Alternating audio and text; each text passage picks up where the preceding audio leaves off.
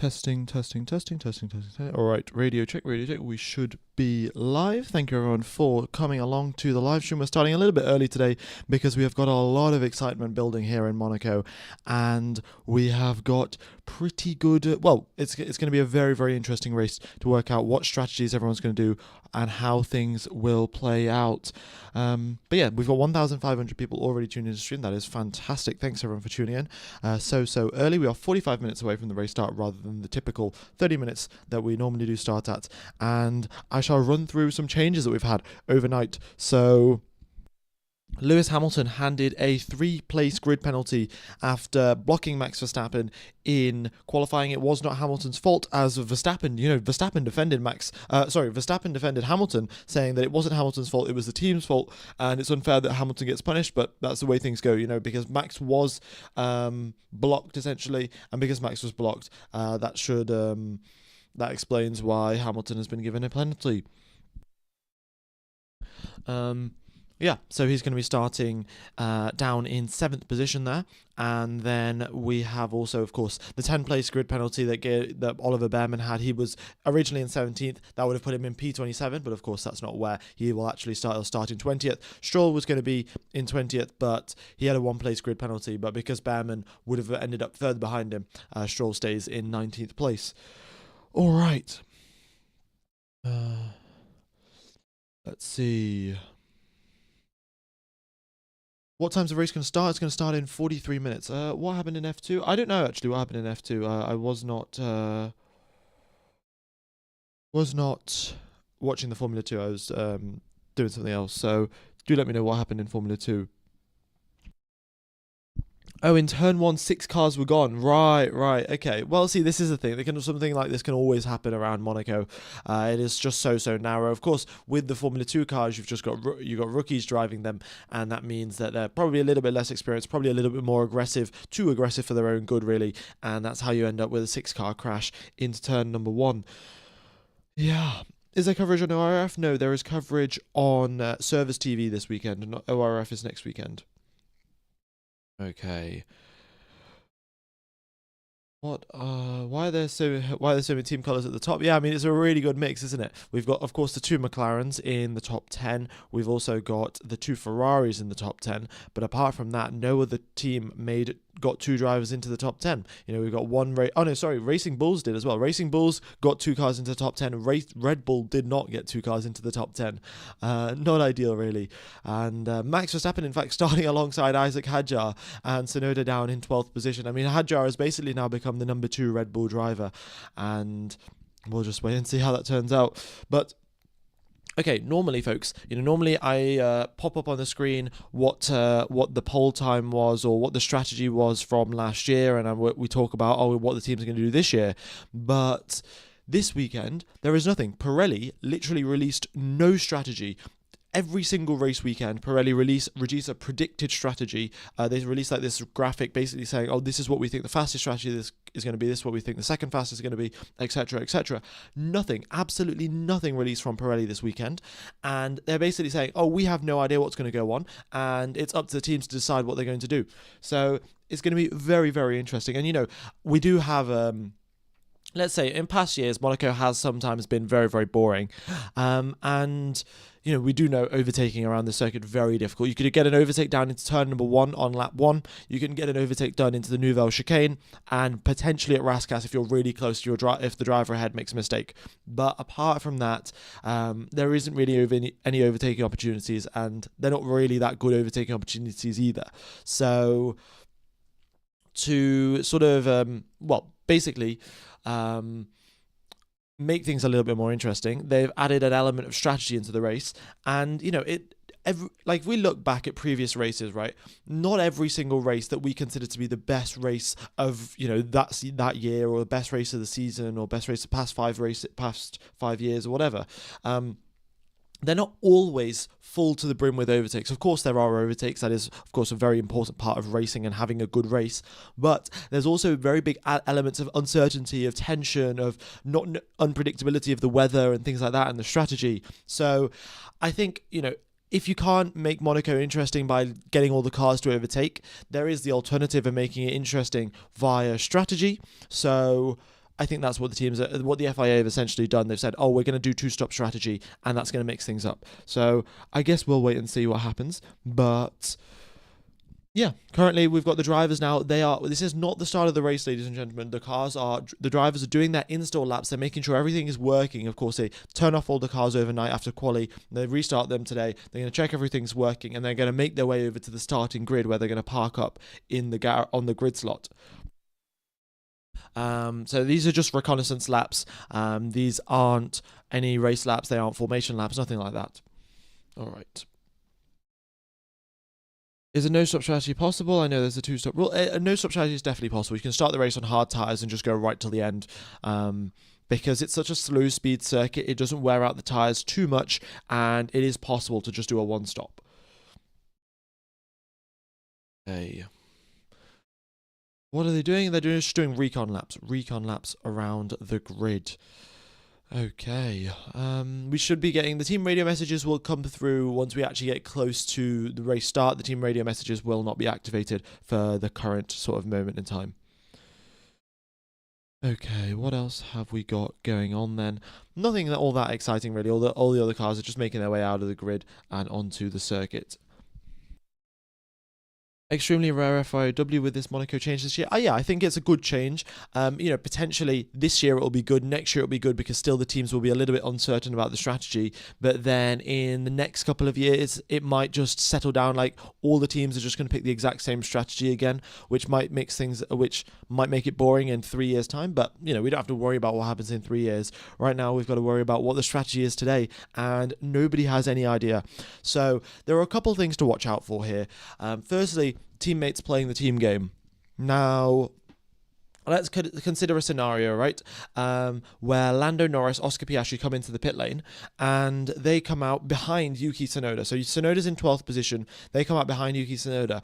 And we've seen this happen in the past. It's practically impossible to overtake around Monaco. Daniel Ricciardo was 150 horsepower down. He lost the MGUH during the 2018 Monaco Grand Prix. Still managed to win it because it's just so difficult to overtake. So Tsunoda could, just sit there, go 2 seconds a lap slower, 3 seconds a lap slower, and make it very, very difficult for Norris and Piastri to get past, and essentially just let Max Verstappen go up into the lead of the race or potentially fight against Charles Leclerc. So there's always going to be these sort of strategy elements here. The same thing with Leclerc. Let's say if Norris comes out and he comes out behind Hamilton, then I'm sure Hamilton will be told, can you help out Charles here? Can you block Lando Norris a little bit and potentially let Charles Leclerc pull off the overcut? Like, there's going to be very, very interesting to see what will happen. And it's going to be an interesting strategy battle, regardless of if we have overtakes or not. Why is everyone talking about F2? It's because there was a very, very big crash in F2. There were apparently 6 cars crashed out into turn number 1, which is one of the biggest pileups in recent times, really, in Formula 2 or in Formula 1. So, yeah, quite a big pileup, and who knows what will happen in this week, in the race that's starting in 36 minutes' time. Okay, we've got 3,600 people tuned into stream. Thank you everyone for tuning in. Hope you guys are enjoying the coverage. Now, if you could let me know, what strategy would you personally go for? I did mention this yesterday, but George Russell and Kimi Antonelli, I think that they have a really good chance of just coming into the pits early and getting a whole bunch of clean air on the circuit and setting much quicker lap times than anyone right at the top of the pack, which could benefit them in the long run, and they could go up from 14th all the way up into the points. But it's going to be a tough fought battle, really, and it's been one of the worst qualifying for Mercedes in recent history. I think it's been at least 3 years or something since both Mercedes have been knocked out in Q3, knocked out of Q2, which is not a great place to be, especially at Monaco. Is pitting lap 1 viable? Oh, definitely, for sure. Because, see, the thing is, if you pit on lap number 1, what you essentially do is your first stint is going to be full of clean air. and then you just do a normal quote unquote one-stop strategy, right? You pit on lap number 1, and then you just do the normal Monaco strategy of start the race and then do your first stint on the medium tires and your second stint on the hards, and you go to the end of the race.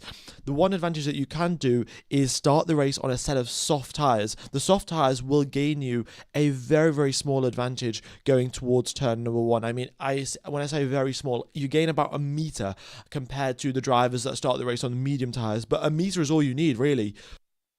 Going into turn number 1, if Charles Leclerc is like alongside Lando Norris, he can take the inside line, say thank you very much, and say toodaloo, and take the win of the race. So there is a lot of potential strategy options here, and start the race on the softs, get a really good race start, potentially make an overtake on lap number 1, then pit on lap 2, come in for the medium tyres, and then do a normal race strategy. We shall wait and see what's going to happen. Why is Hamilton 7th? Hamilton got a 3-place grid penalty for impeding Max Verstappen. So he would have been up in 4th position, but he's dropped down into 7th. Okay. What turn does Leclerc need to nearly overtake Norris? It's turn number 1. Turn number 1, that's what it is. It's a very short run from the starting grid, from pole position into turn number 1. It's around about 150 meters. So a very short distance that the drivers have to gain around a car's length, half a car's length, to get that overtake done into turn 1. But Lando Norris has shall we say has a history of bottling race starts from pole position. Charles Leclerc also has the history of the Monaco curse, which he broke last year, but it might come back to haunt him, and let's just wait and see what happens. F1 Gamer, can you elaborate on the undercut and overcut? Thank you. Okay, so the undercut, essentially, what that is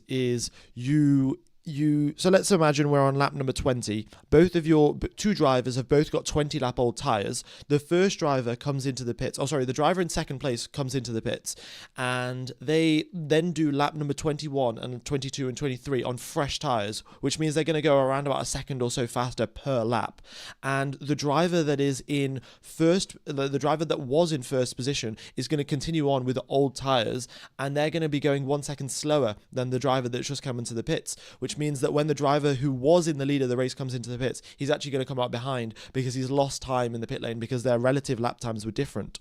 And that's essentially what an undercut is, and the overcut is just the other thing in reverse. You wait so long that you'll just have a 10 lap fresher tyres on your second stint, and you'll be able to make an overtake work. The other thing is pitting around Monaco. Your drivers lose 19 seconds in the pit lane under green flag conditions, 12 seconds in the pit lane under safety car conditions. I was going to say medium flag conditions. No, green flag. It's green flag. You lose 19 seconds, and under safety car or virtual safety car, you lose 12 seconds. That is the situation with the pit stops, and we'll see what happens there. But as you can see now, folks, we've got nearly every car out on the circuit. So most of them are parked up on the grid, and they're either making their way towards the grid, and they're all now lining up on their grid slots and just sitting up on getting ready to go racing in 30 minutes time.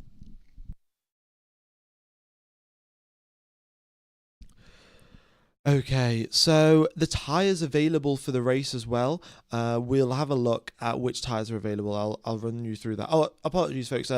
Just a correction there. I said you lose 12 seconds in the pit lane under safety car or virtual safety car conditions. You actually lose 14 seconds. So typically, around other circuits, you may gain, say, 10 seconds by pitting under the safety car compared to a driver that isn't pitting under safety car, 10 seconds, 7 seconds. But here in Monaco, it's only a 5 seconds of time that you actually save, because Monaco is just a slow circuit. You don't gain that much time by pitting under safety car because everyone's driving slowly regardless.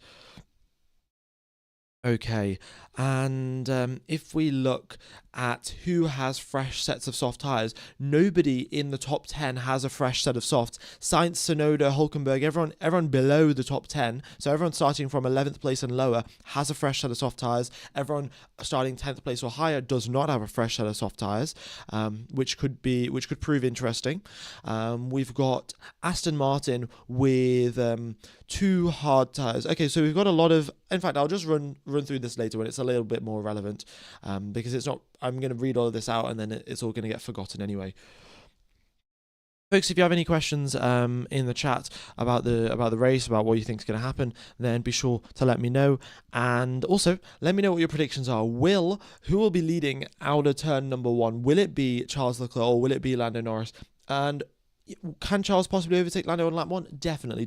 It's been done before, and all he needs is a good launch. He needs Lando Norris to slightly mess up, and Charles Leclerc will get the lead into Saint-Devote. Fernando Alonso will be leading out turn number 1. Yeah, Fernando Alonso in 6th place. Well, if something happens like what happened in Formula 2 with a 6-car pileup, then you could see Fernando Alonso making it out of turn number 1 in 1st place. That would be a real big shift in events, really. A real big turn of events. Okay.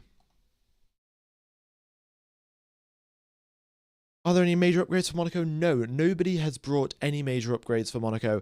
That's typically because Monaco is a very high downforce package, and teams have separate rear wings, separate front wings for Monaco themselves, and they don't bring those to any other weekends, so they don't particularly bother upgrading these packages because they only get used around Monaco and Singapore. Monaco, Singapore, and Mexico. Those are the 3 circuits where the super high downforce packages are used, and apart from that, they aren't used anywhere else, so the teams spend most of their development resources on upgrading other parts, other downforce packages. What happened to Albon? Albon made a mistake, I think, in Q3 on his final run, because I had a look at the lap times, and in fact, he set a lap time that was quicker in Q2 than it was in Q3. So, yeah, Albon definitely made a mistake there, and he probably should have been up a little bit higher, but, such as things. And he did make a mistake, and he's starting in 10th position, just 1 place ahead of his teammate. Okay. Is there any strategy from Pirelli today? No, that is the thing. There is no strategy from Pirelli today. They literally have not released a graphic saying, oh, you should pit on lap number 1 or you should pit on lap number 20 or anything like that.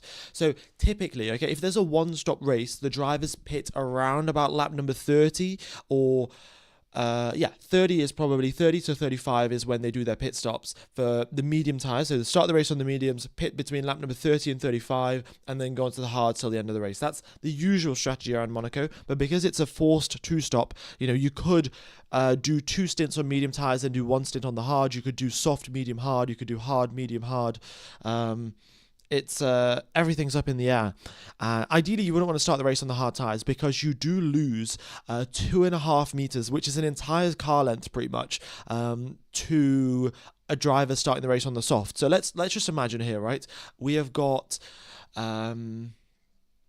let's see, Lawson and Albon starting alongside each other. If Lawson is on hard tyres and Albon is on soft tyres, then it is pretty much guaranteed that Albon will be leading, will be ahead of Lawson going into turn number 1 because of the huge off the line difference, the starting grid difference from 0 to 200 kilometers per hour.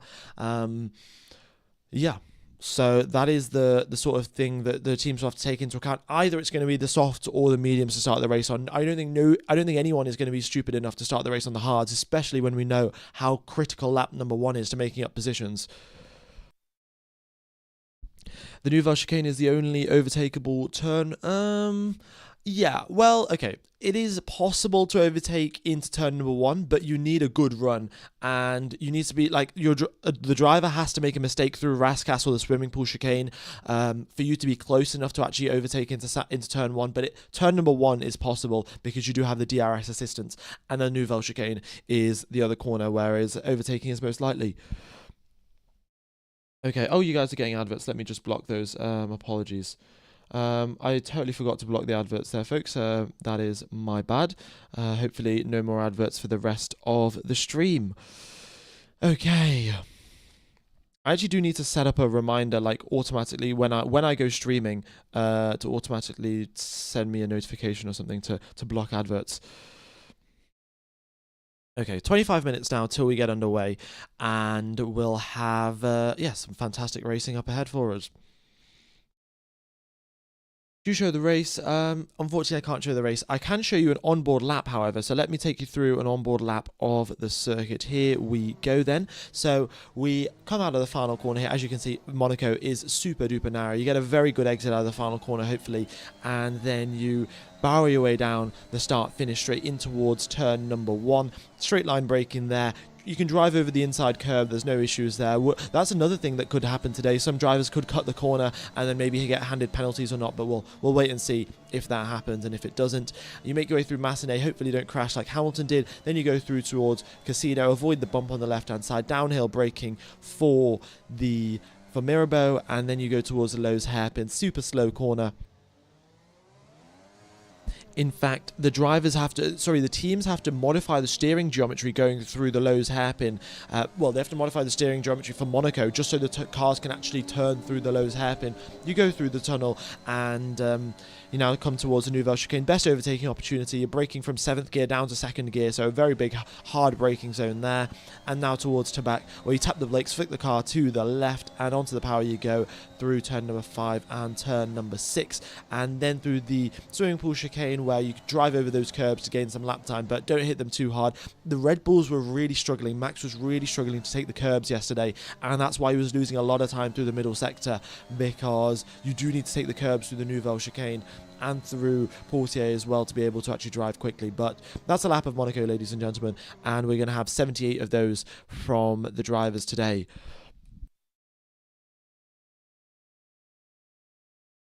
Okay. I'm going to have a quick sip of water. I'll be back in just a second, folks. And you're so fast. Well, I mean, that lap took me a lot of time to record. But yeah, it was a pretty quick lap in the end. Okay, right, we got 6,000 people tuned in. Thank you everyone for tuning in. Be sure to hit the like button. Be sure to subscribe. It really does help out the channel. And if you're enjoying the coverage, then your support is very much appreciated. Just for the meme, thanks for your nice messages over. Yeah, I did read them in the chat. Yeah, thank you.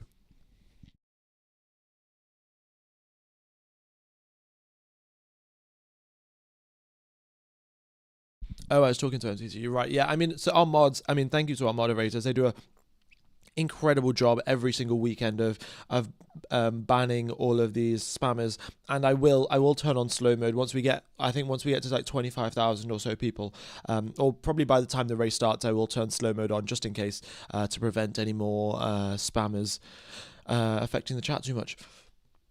Monaco is the shortest distance by 260 at 260k. Yes, that is correct. The rule for Formula 1, apart from Monaco, for every other circuit apart from Monaco, the rule is that you have to have 300 kilometers of racing laps plus one extra lap at the end. And Monaco is not like that. Monaco is 260 laps, 260 kilometers, sorry, and the reason is it's just too short of a circuit, and it's too slow of a circuit as well. Basically, if you try to do 300 kilometers around Monaco, it would overrun the 2-hour time limit that Formula 1 Grand Prix have. And yeah. Okay. Oh, it's 305 kilometers. Yeah. Don't you think the McLaren is cracked? I mean, the McLarens are pretty good. But I must say, Lando Norris pulled out a really good lap yesterday. And he was pretty much neck and neck with Charles Leclerc before he got to Rascasse. The final 2 corners is where he gained that last 1/10 that he needed to get ahead of Charles Leclerc for pole position. So it was very similar to what Max Verstappen did in 2023, where Fernando Alonso was on provisional pole. Max Verstappen was basically neck and neck with him as he got towards the final sector, and then in the final sector he gained a huge chunk of lap time and managed to get pole position. Lando Norris did the exact same thing, but he's just done it 2 years later. I think thank you for the £20 donation, very much is appreciated. And Norris to get his championship back on track. Exactly, yeah, Norris is going to have to be very careful, very, he's got to be cautious as well, because if Leclerc is coming steaming down the inside, Leclerc really doesn't have much of a championship to worry about. He's not fighting for the Drivers' Championship, and he knows that he wants to win the Monaco Grand Prix. That would be fantastic. 2 races back-to-back, 2 years back-to-back, winning the Monaco Grand Prix for a driver born in Monaco would be incredible. So maybe if Norris gets a bad start, Leclerc gets a good start, there's not much point fighting him into turn number one. Settle back into second place, make sure the Piastri doesn't get ahead of you, and hope for the best, really, because Norris, you do have to think about this from a championship point of view. And let me give you sort of a stat and a sort of perspective on this. So, at the first race of the season, Norris, so far this season, has only won one race, right? Oscar Piastri has won quite a few races. Norris has only won one, and that was the Australian Grand Prix.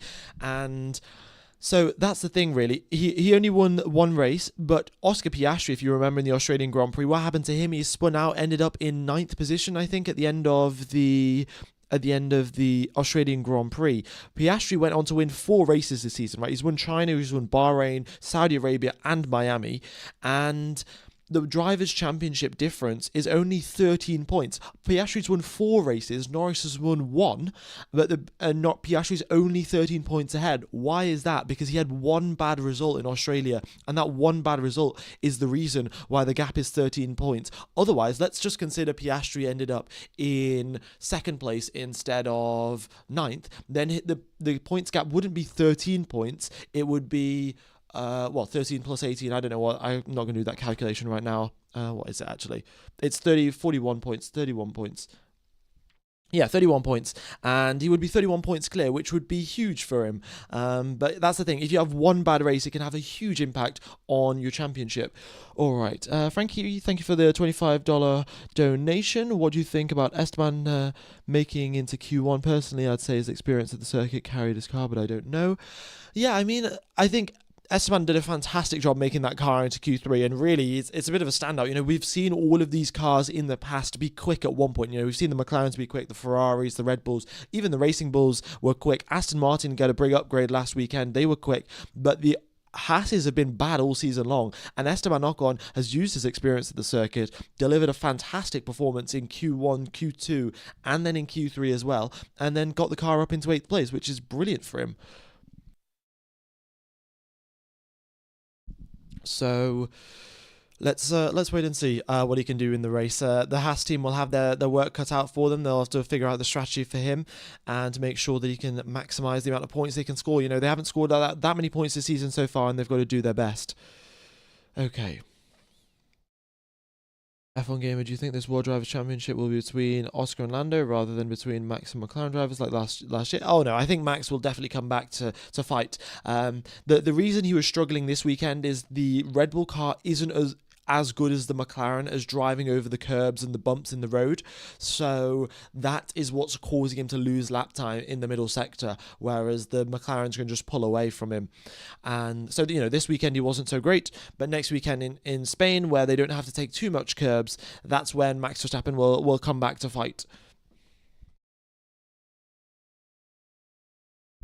Okay, let me check the safety car chance as well. Let me get that stat up, the chance of a safety car. But folks, we are 17 minutes away from the start of the race. Thank you everyone for tuning in. Hope you guys are enjoying the coverage. And folks, if you do want to watch Formula One for only $2 a month rather than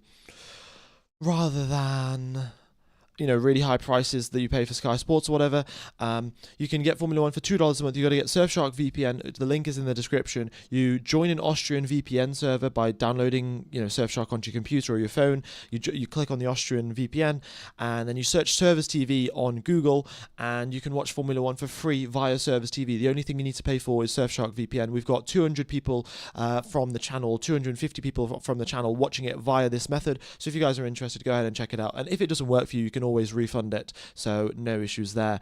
But I do have to mention that since I am sponsored by them. And SRF is good if you live near Switzerland as well. Yeah, I guess if the Austrian ones doesn't work, then you can search SRF on if you join a Swiss server and then join SRF, then that also works. Okay, if we look at the race simulation pace, McLaren look to be the quickest in race sims. Red Bull half a tenth back in terms of race pace per lap. Ferrari are 1/10 back. Merc are 1.5 tenths back. But the Merc being 1.5 tenths back means absolutely nothing because they're starting in 14th and 15th place, unless of course they pit on lap number 1 and then they get a whole bunch of clean air and start lapping quicker than the McLarens, quicker than the Ferraris, and then undercut the entire grid. The weather in Monaco, nice and sunny. There are so many boats out in the marina, and yeah, just nice and sunny in Monaco. Blue skies, not much to worry about there. Track temperature 42 degrees. That should increase the tire wear a little bit. It will make the soft tires a little bit unfeasible to use. You could probably use the soft tires for 5, 6, 7, 8, 9, maybe 8 or 9 laps probably is the upper limit for the soft tyres, I think, and then you'll have to switch on to the mediums or some other tyre, given the track temperatures that we're currently at. F1 Gamer, who do you hope that wins? I mean, I don't have anyone particularly that I'm hoping for, but I do hope that we get a bunch of action. I can tell you that overtaking will be difficult, right? I'm not going to lie to you guys. Overtaking will be difficult. We will probably have a low number of overtakes. However, the strategy can really mix things up, can bring a lot of action into, or bring a lot of tension and uncertainty into the sport, which is always a good thing, or not in the sport, just this weekend, really. Okay, chance of safety car from the last 7 years, it's a 50% or 43% chance of a safety car, 29% chance of a virtual safety car, and 29% chance of a red flag as well. So yeah, pretty good chances for some action, and safety cars will really mix things up as well. With the strategy, you'll be able to save some time by pitting under the safety car. So we'll just have to wait and see what happens.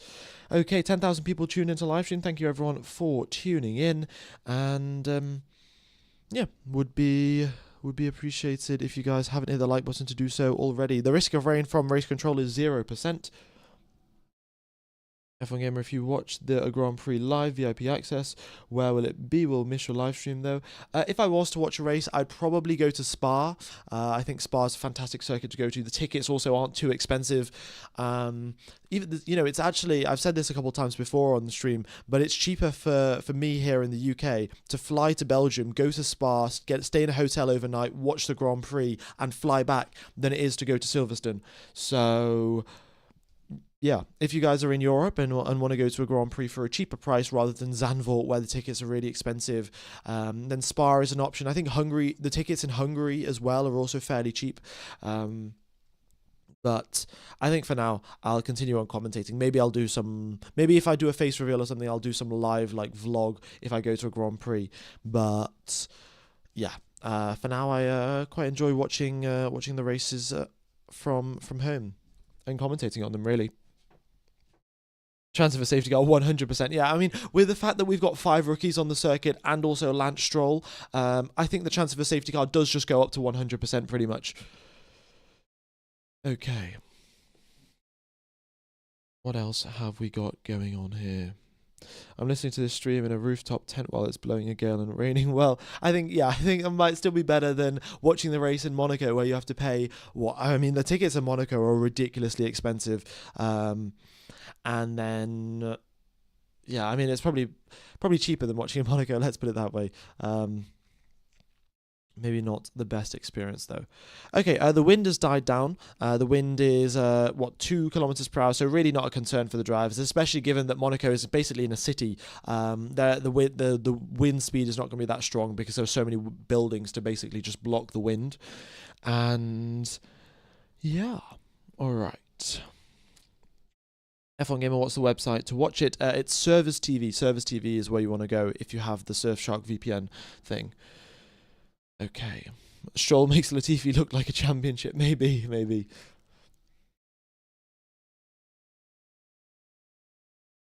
Right. Right now I'm in a maths class, just love F1. I mean, what maths class are you attending on a Sunday? School is definitely not on a Sunday, but yeah, maybe it's some other class. All right, so the strategy for this weekend, Pirelli have basically come out with a statement saying anything can happen. The teams have so many different choices. It's all up in the air, and they have absolutely no idea what's going to happen. Just to confirm, folks, the red tires, the red soft tires are the C6s, the medium tires are the C5s, and the hard tires are the C4s. So they're the softest of Pirelli's range. Of course, given in Monaco we are the slowest circuit on the calendar, so it makes sense that it is the softest tires. Which side is the clean side of the grid, even or uneven? It's not, I think it is. Actually, let me confirm that for you, which side is the clean side and which side isn't. But I think it is the even side that is the clean side of the grid. but I shall have a double check of that.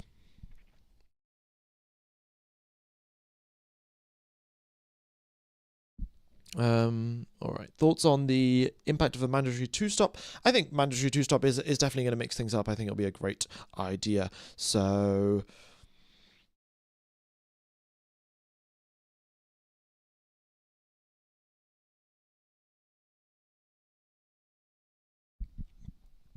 all right. So we have got. Let's have a look. Is the Monaco pole position on the inside line? I think it is, yeah. So the driver that is actually, no, folks, I'm incorrect there.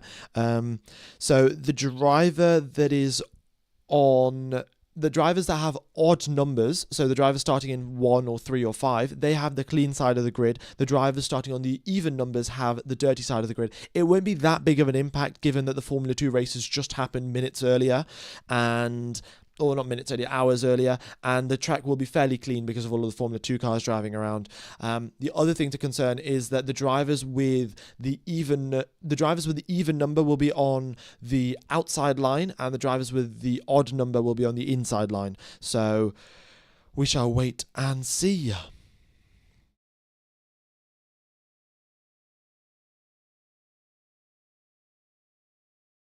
Right, I'm going to have a quick sip of water. I'm going to watch the race live on F1 TV, Bein Sports, but listen to the commentary from F1 Gamer. Well, that's a pretty big compliment, to be fair. Listening to my coverage and ignoring or not listening to the professional one. Take that very kindly. Thank you.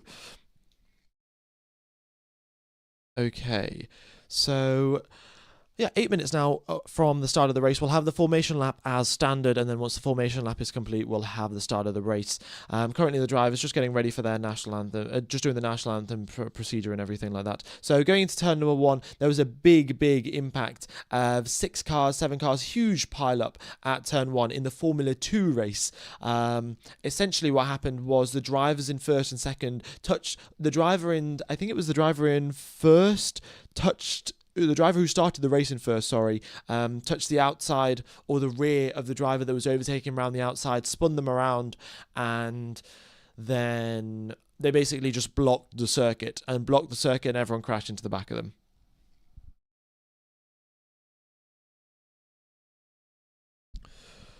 Okay. What else have we got to talk about then? Nothing that much really. I guess we'll go from the bottom of the grid all the way up to all through 20 drivers, and see what's relevant for all of them. So we've of course got Oliver Behrman starting in last place. He had his 10th-place grid penalty, but he was qualified in 17th as well. It wasn't that great of a weekend for him. Hadn't had that much performance. But given it's a rookie and it's his first time in a Formula 1 car around Monaco, it is a respectable performance, hasn't crashed into too many barriers, and has kept it clean for the most part. So we'll wait and see what he can do. He did have that 10th-place grid penalty for the red flag infringement. I think it's fair enough. He knew there were red flags deployed, but he still overtook Carlos Sainz, a clear breach of the rules, even though he knew what was going on. And I think that is justifiable. We got Lance Stroll in 19th position. Not a great quali from him, considering Fernando Alonso is up in 6th position there. Pretty huge gap between those two drivers. In fact, I think it's the biggest gap between any two teammates on the grid. Biggest gap between any two teammates on the grid this weekend, Lance Stroll and Fernando Alonso. So Stroll's got his work cut out really to make up some places. Gasly and Colapinto 17th and 18th for them. It looks like the Alpine wasn't that great this weekend, and their pace is somehow, even though they're down on horsepower, their pace is more suited to circuits where they have higher speeds. I would have expected Alpine to be good around here because they're down on horsepower, but this is a circuit where it doesn't matter, and the opposite has turned out to be true. Claudio, thank you for the €1 donation. Very much is appreciated.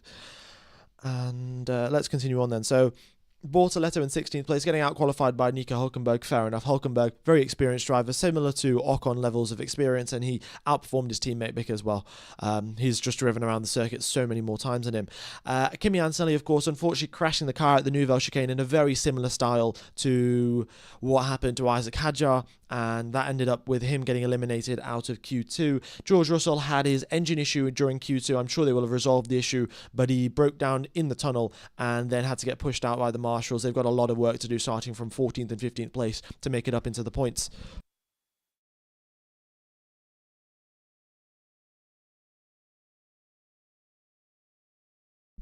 Nico Hülkenberg, as I mentioned earlier, really great quality from him, and he's been performing quite well. So not much to worry about there. Like, if he gets a good strategy, then maybe he can score some points, but it hasn't been the best of seasons for him, just purely due to the fact that the Sauber car isn't that great. Then we have got Tsunoda in 12th position. He's got a lot of work to do, really. It's a pretty big back gap to Max Verstappen, the only Red Bull related car that isn't in the top 10, given that both Hadjar and Lawson managed to make it through. So yeah, Tsunoda, not a great lap from him, and unfortunately knocked out in Q2. He's got it's going to be a tough race for him. I don't know if he's really got the pace around Monaco. Some other circuits, maybe so, but Monaco is a very tough one for the drivers, and especially in a car that you're not as confident as you should be in, ideally, and the car that isn't as stable as all of the other cars. It's understandable why Tsunoda is back down in 12th place. Okay, then we've got Carlos Sainz in 11th after just a bad lap for him, really, in Q2. Didn't manage to make it through. And then the same thing for Albon. Albon made it through into Q3, but then had a bad lap in Q3. So both Williams starting in 10th and 11th. But I would have expected, the Williams typically don't go too well around circuits around high downforce. They're typically better in low downforce circuits. So 10th and 11th is still good for them. And I'm sure they'll be able to work together, create a moving roadblock, moving chicane, and not let anyone past. Drake Nuff, thank you for the donation. Go get it, Lando. Love your streams. Very much is appreciated, buddy. Yeah, I mean, it's interesting that you've got your entire Twitch username in your stream, but in your name. But yeah, thanks for the donation. And yeah, we'll see what Lando can do. He's going to be starting from first place. It'll be a long fought strategy battle to keep it to keep in first position, to stay in first position. That's the word I was looking for. All right, Max Vellerman. Oh, interesting. So we got Max Vellerman, Max Verstappen, and Franz Herrmann. Can't wait for the Indy 500 and the Coke 600 tonight. That'll be great, won't it? I'm sure Max Verstappen will be taking part, and we'll have Franz Herrmann as well. Oh my God, so many donations coming through. Thank you everyone for all of the donations. Really is appreciated. David Holiday, thanks for the $5 donations. Always love your F1 streams. Great stuff. Thank you so much. And folks, don't feel obliged to donate or anything. I don't really need the money or anything. I'm blocking adverts for crying out loud, but I really do appreciate it, and thanks to you guys, I've got a professional microphone. I got a new laptop for streaming, so yeah, very much is appreciated, folks. All right. And this is interesting. Okay. Tire information has just come through. Drivers starting the race on the hard tires. Interesting choice. Verstappen in 4th place, starting the race on the hard tires. He's going to have a really compromised race start compared to the drivers on the mediums, but I guess he's just going to go for it regardless. Top 3 drivers on the mediums. We got Verstappen on the hards, Alonso on the hards, Hamilton on the hards, Lawson on the softs, Tsunoda on the softs. Okay, so this might indicate something, ladies and gents. If Tsunoda's going to be starting the race on the soft tires, that might indicate that he comes into the pits lap number 2, lap number 3, and he's going to try and undercut everyone by getting a whole bunch of clean air. This is okay. I guess we'll wait and see. Watch.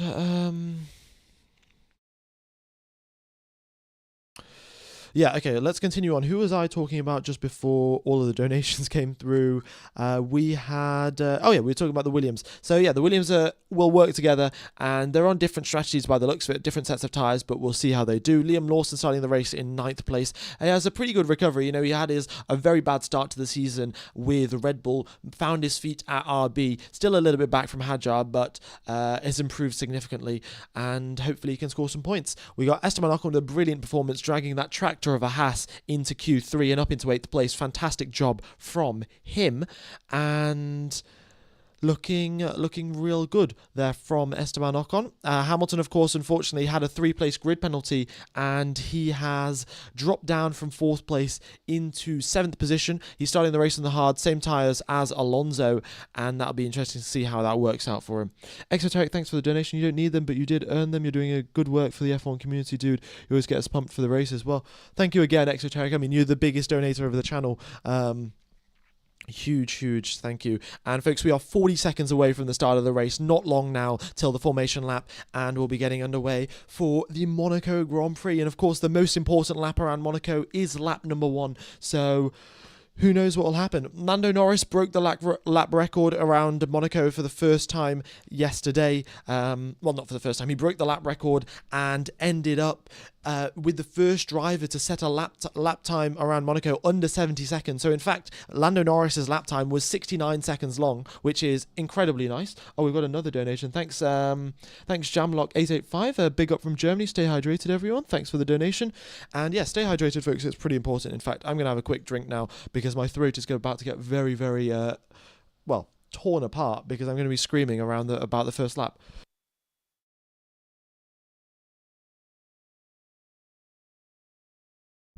I don't know why the timer is just reset. Let me, I don't know why it's just, normally it goes to 000, and there we go. Formation lap is underway, ladies and gents. Oh, we've just had a, Frankie, thank you for the another donation. What if SD Bestie's on the podium? Who knows? If he pulls off a good strategy, if the safety car works out in his favour, anyone can end up on the podium here with a mandatory 2-stop strategy. So here we are, ladies and gents. We have got the Monaco Grand Prix in 2025 underway. We're underway for the formation lap, and we're about to go racing in about 2 minutes' time. Here we go. Let me know who you think is going to be leading out of turn number 1. Will it be Lando Norris? Will it be Charles Leclerc? They're both starting on fresh sets of mediums. They're going to be on level playing fields, but Lando Norris has a history of bottling race starts. Charles Leclerc has the Monaco curse going against him. What's going to come out on top? It's an unstoppable force versus an immovable object. We'll wait and see. Maybe Piastri leads into turn number 1. Okay.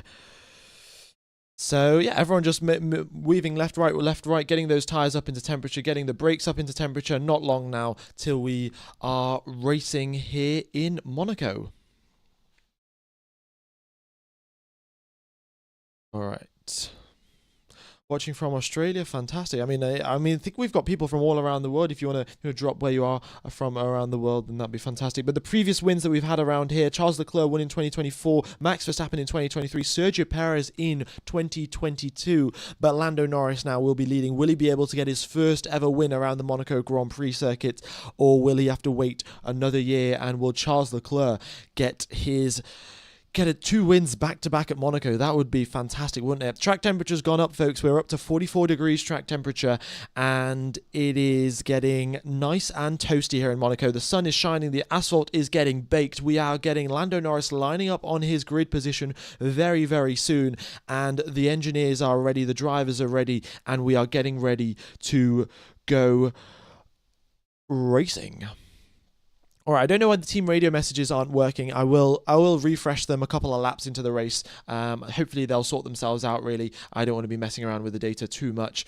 But yeah, here we are. We're getting the cars approaching the grid. Let's have a look at these grid positions here. Ooh, Lando Norris positioned his car very slightly to the left, looking to cut off Charles Leclerc. Lando Norris is on the inside line. He has the clean section of the grid. Charles Leclerc has the slightly dirty section of the grid. It's not going to be too dirty because the Formula 2 race just took place a couple of hours ago, but it's going to be very, very tight into turn number 1. Probably the most important race start of the entire season here, ladies and gentlemen. We have got the final car has just approached the grid. We have got 1, 2, 3, 4, 5 lights, and it is lights out, and away we go. Great start there for Lando Norris, and going into turn number 1. Oh, locks up! Huge lock up for Lando Norris, but he just manages to stay ahead of Charles Leclerc.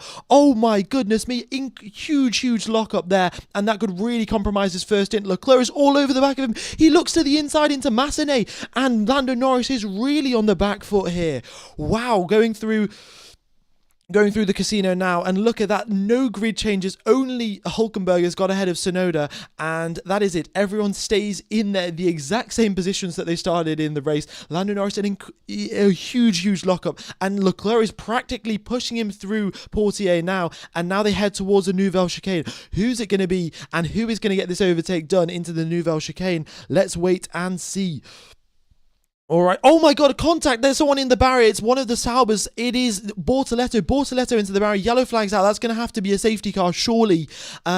He is into the barriers, and he could reverse out of the barriers. Let's wait and see. But yellow flag is out for now, and we'll see what the FIA do. But it's a pretty big impact there for Bortoletto, who's managed to keep it going. Very luckily, he has managed to keep it going. Front wing debris there deposited on the exit of Portier. They're surely going to have to do a VSC to clear that one up, but Bortoletto continues on, not a DNF just yet, and Lando Norris leads lap number 1.1 seconds clear of Charles Leclerc, and Oscar Piastri there in third place is already falling off the back of Charles Leclerc. Leclerc pushing very hard. Oh, here we go, strategy, VSC is deployed. We got Tsunoda into the pits, Gasly and Behrman, and they're going to gain so much time here. Fantastic strategy choice from Red Bull, from Alpine, and from the Haas team, because the VSC is out. They're gaining lap time for free by coming into the pits here, and brilliant choice, brilliant. Okay. Oh, it's a slow pit stop for Behrman.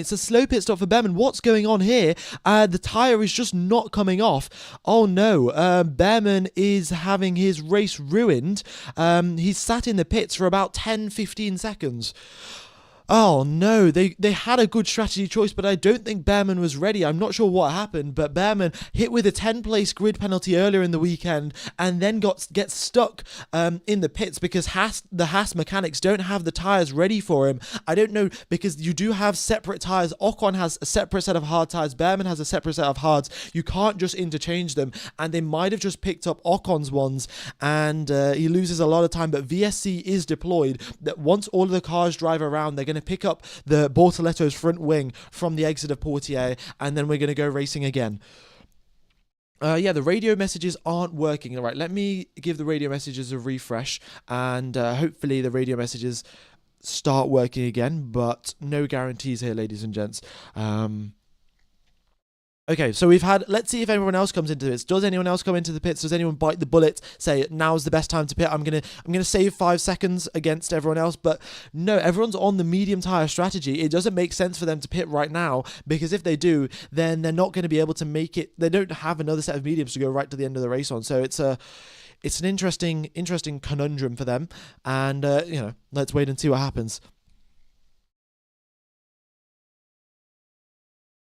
Okay, apologies folks for the team radio. Hopefully it starts working later on. We've got 37,000 people tuned into the live stream. Thank you everyone for tuning in. Folks, if you haven't hit the like button, be sure to do so. It really does help out the channel. VSC is still out here, ladies and gentlemen. The double yellow flag is waving just outside Portier, and I think the marshals have had enough time to clear up the debris. Let's get a look out. I'll get a look sooner rather than later now.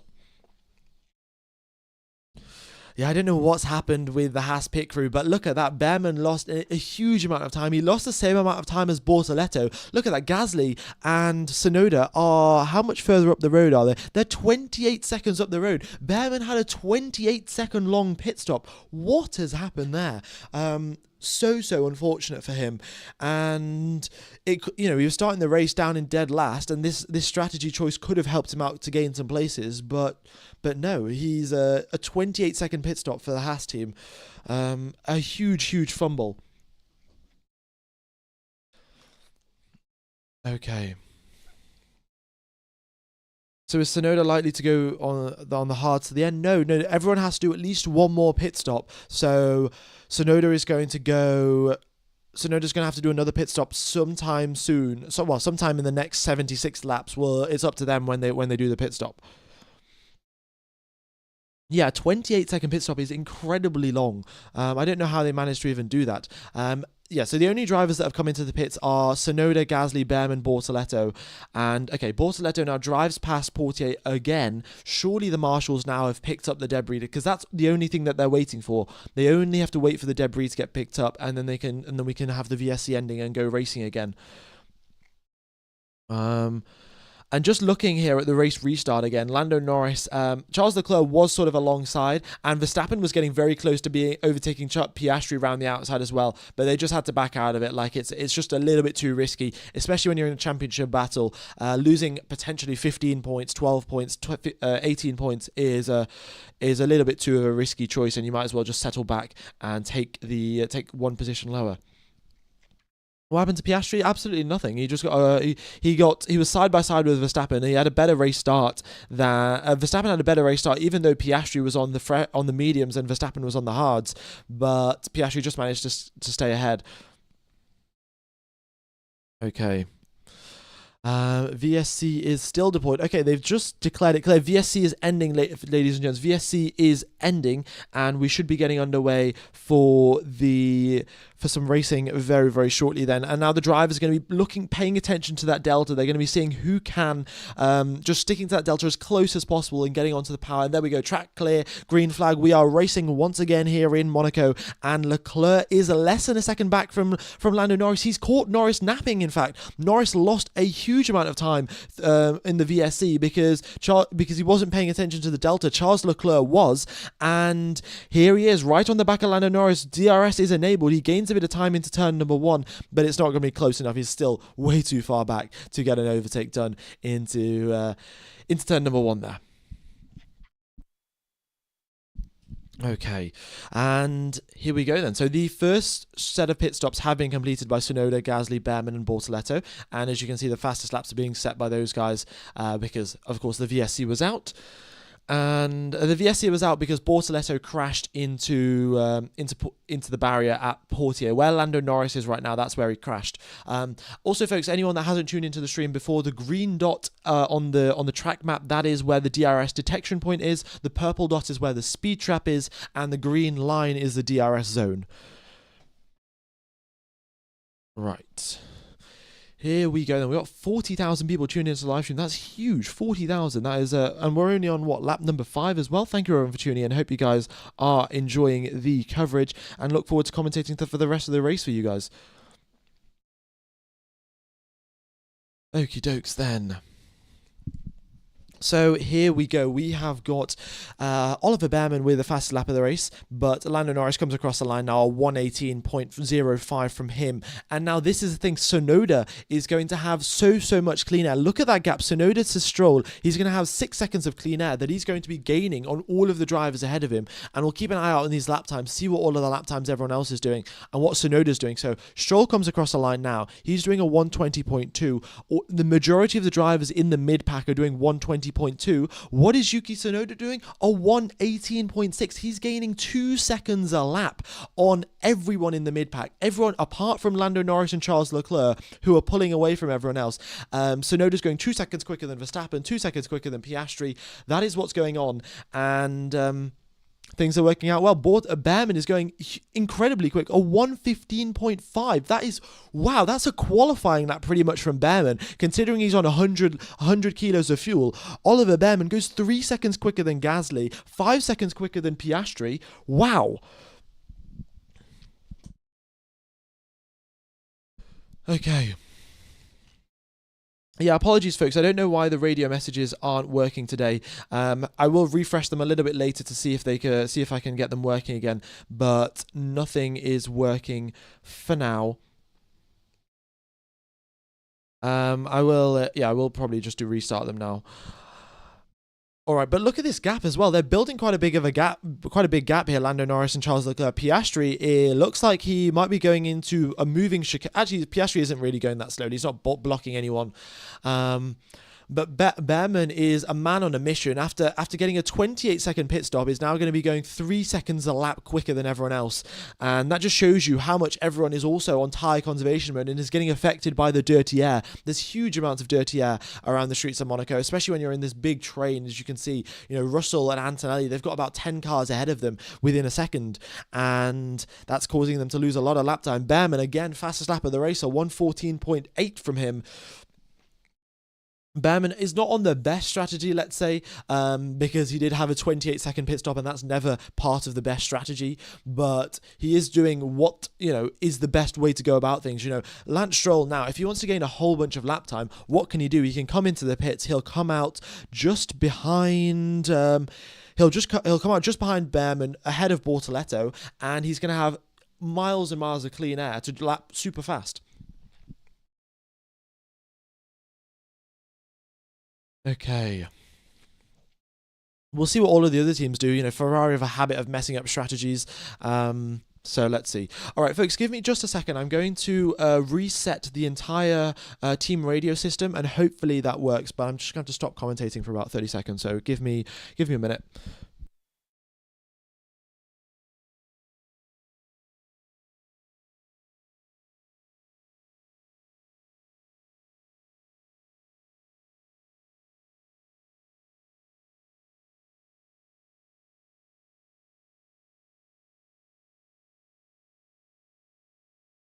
Okay, I've just reset it. Hopefully that means we get some more radio messages coming through. All right. Anyway, so continuing on with the coverage here, we have got Hamilton is falling off the back here of Fernando Alonso a little bit, and yeah, it's holding up Ocon, and as you can see behind Lawson, there is a very, very big queue. And yeah, as you can see, the top 11 is the exact same. Nobody has changed positions because, well, we are here in Monaco, and this is just how things go, really. Damn, this is a long formation lap. 78 formation lap. Oh, yellow flag. Oh, who's this? Yuki Tsunoda, yellow flag. What's going on there? Gasly's going slowly. Is it Gasly that's going slowly? It is. Gasly going slowly. I think he's got damage. It might be a puncture there for Pierre Gasly. It's not a formation lap here, ladies and gentlemen. We're still going to have action. Gasly's driving slowly. There's a double yellow waved at the Nouvelle chicane. And let's wait and see what is going on here with Pierre Gasly. Looks like he's got a puncture, though. He might have done... Oh, front left. Why is he still driving around? He's not going to be able to take part in the race here. His entire front left suspension arm is broken. He's just damaging the floor. And he might in fact get hit with some penalty points for this one, because if he gets hit with some penalty points because he's driving around the car in a very unsafe condition. Oh, he says, I've got no brakes. It looks like Gasly had a brake failure and then crashed into the barriers. Not ideal there for Pierre Gasly, but he makes it back into the pit lane, and it looks like there's some debris on the circuit as well, which the double yellow is still waving for, so we'll see if we get a VSC for that one. But yeah, we haven't got a replay here of what happened to Pierre Gasly, but he comes over the radio saying, I've got no brakes, and then yeah, nothing more. Okay, interesting one.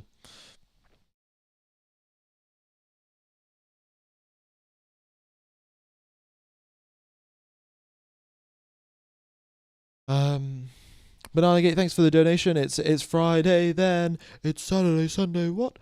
Yeah, I guess that's what you wanted. But yeah, it's Sunday and we are here in Monaco, and the top 10 haven't changed position. Double yellow is still waving, and there's more double yellows waving out. Now in the swimming pool chicane, where there's even more debris from Piastri's car. So I think maybe a VSC, maybe a safety car. I don't know what they're doing. Okay, they said track is clear there, so no debris there.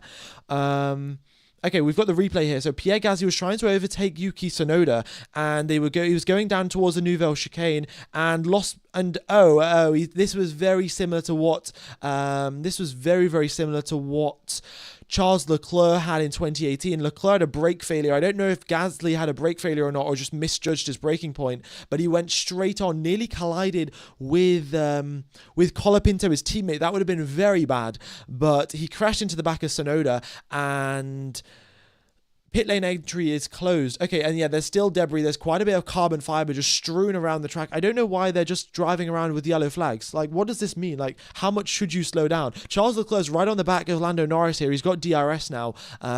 Maybe an overtaking to the Nouvelle chicane on the next lap, but there's just a front wing. There's a front wing. Pierre Gasly's front wing is just deposited at the Nouvelle chicane, and we're just racing. What are the FIA doing? I mean, pit lane entry is closed, so the drivers aren't allowed to pit just yet, even if they wanted to, because, yeah, the FIA have deemed it unsafe. There must be some debris in the pit lane as well. Still, look at this. Also, Oliver Behrman, purple in sector 1, 2, and 3. And we've got Bortoletto, second fastest in sector 1, 2, and 3. Look, these guys, they've got so much clean air. They're just lapping so quickly. Behrman has caught up to the back of Sonoda. He had a 28-second pit stop, and he's caught up all of that time. In how many laps? 11 laps. That's how long it took Behrman to catch up, close up a 28-second gap. That is the power of clean air around Monaco. And, yeah, frankly, incredible. We need a what is the FIA doing counter. And honestly, yeah, exactly. That is exactly what we need, because it's just ridiculous from them. It's just ridiculous. Is an undercut possible with Verstappen to get the win? I mean, maybe it is possible, but to get the win, it's going to be tough. He can maybe undercut Piastri. He's in practically pushing Piastri through Raskas here, and now he's going to be right on his tail coming out of the final corner. Here comes Max Verstappen. Will he be able to overtake Oscar Piastri going into the Nouvelle chicane? It's going to be super duper tight. They go into turn number 1. Piastri got a brilliant launch out of the final corner, and that has saved him for this lap. For lap number 12, he's been saved by a brilliant exit out of the final corner. But how many times does he have to get lucky with this one? I will refresh the radio again and again, folks, but seems like it's just not working today. Yeah, apologies.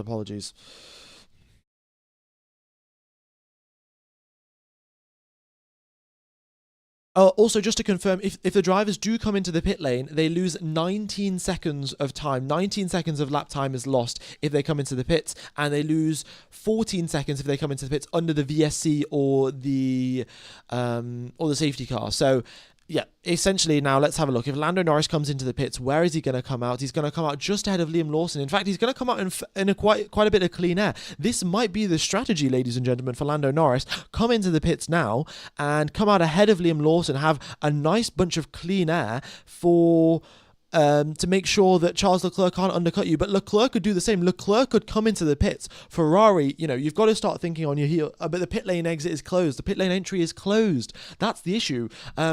Right now is a perfect time to pit for Lando Norris. He's going to come out in a whole bunch of clean air, but the pit lane entry is closed. Charles Leclerc could do the same. So let's just wait and see, when do the FIA open the pit lane, and when can we get when can the drivers start pitting again? Lawson is holding the entire field up. Indeed he is. His lap times are the 1 minute 19s. Ocon is doing 1 minute 17s. He's genuinely going 2 seconds slower, and nobody behind him can do a single thing. Jeremy Francis, thank you for joining the channel, member. Very much is appreciated. Oh, we got Nico Hulkenberg into the pits. Okay, did they reopen the pit lane? They never. Okay, they did. They did reopen the pit lane. So Hulkenberg's come into the pits. So he's good to go. And now, come on, surely Charles Leclerc, Ferrari strategist, you know what's going on. You can undercut Lando Norris. You're going to come out in a whole bunch of clean air. Now's the time to do it. That would be a brilliant choice, but Ferrari strategists, we know what they do, and unfortunately no team radio messages either to try and to see what's going on. Yeah, we have the spammers coming in. I think I will actually put the chat on slow mode. Give me just a second. There we go. All right, chat's on slow mode as well. Brilliant. So we're continuing on now. We've got 42,000 people tuning into the live stream. Thanks everyone for tuning in. If you are enjoying the coverage, be sure to hit the like button. Be sure to subscribe. Hopefully we can hit 165k subs today. That's the like target. That's the target, so we can hit 200 by the end of the season. So if you guys aren't subscribed, be sure to do so. Be fantastic to hit 200 by the end of the year.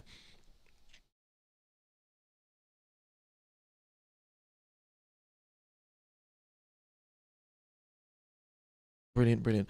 Okay, I guess I could show you a lap of the circuit while we're waiting. I'll show you a lap of the circuit. So, you come out of the final corner and you want to get a very nice and good exit onto the main straight here. This is essentially the gap between Verstappen and Piastri has really opened up 1.8 seconds. Don't know what's happened there, but Verstappen was right on Piastri's tail. But you go up the hill now through Mirabeau, and you just want to stay on. You want to minimize the distance that you travel.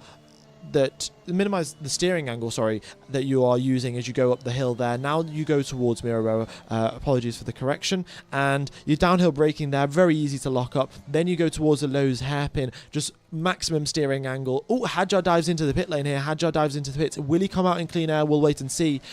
This is where Bortoletto crashed. Bortoletto crashed into the barrier on the left-hand side there, and Then you come through the tunnel. This is where Pierre Gasly was trying to overtake Yuki Tsunoda, and he locked up and just had no brakes, essentially went straight into the back of Tsunoda and crashed. Piastri purple in the first sector. Piastri's picking up the pace here. He's basically said, "Oh, Verstappen, you're not overtaking me. I'm gonna come out in some clean air. Well, I'm gonna basically start attacking now." So, we got Hadjar. He comes out ahead of his teammate. Okay, Hadjar comes out ahead of his teammate. He's out on soft tyres as well. Interesting strategy choice there for Isaac Hadjar. I don't know how long those softs are going to last, really. I would say probably 10 laps or so is how long the soft tyres are going to last. But we shall wait, and we'll wait and see what they do. I guess what Hadjar's going to try and do now, he's going to use the soft tyres, do qualifying laps now, because he's going to have no dirty air ahead of him, and he's got, how big of a gap has he got to Esteban Ocon? He's got a 15-second gap to Ocon. So now it's qualifying mode for Isaac Hadjar, and he's going to try and gain all of that lap time on Esteban Ocon, and potentially even undercut Max Verstappen, Oscar Piastri. Who knows what will happen? It's a good strategy, though. Good strategy from the pit crew there, and let's wait and see what works out for them. How's Lando's tyre doing after the lockup in turn 1? Any damage? No sort of major damage. He will have the car vibrate a little bit, but that sort of will have been worn out by now, because as the tyre wears out, the vibrations die down, and we've done 15-16 laps, so no more vibrations left in Lando Norris's car, and his car is A-okay.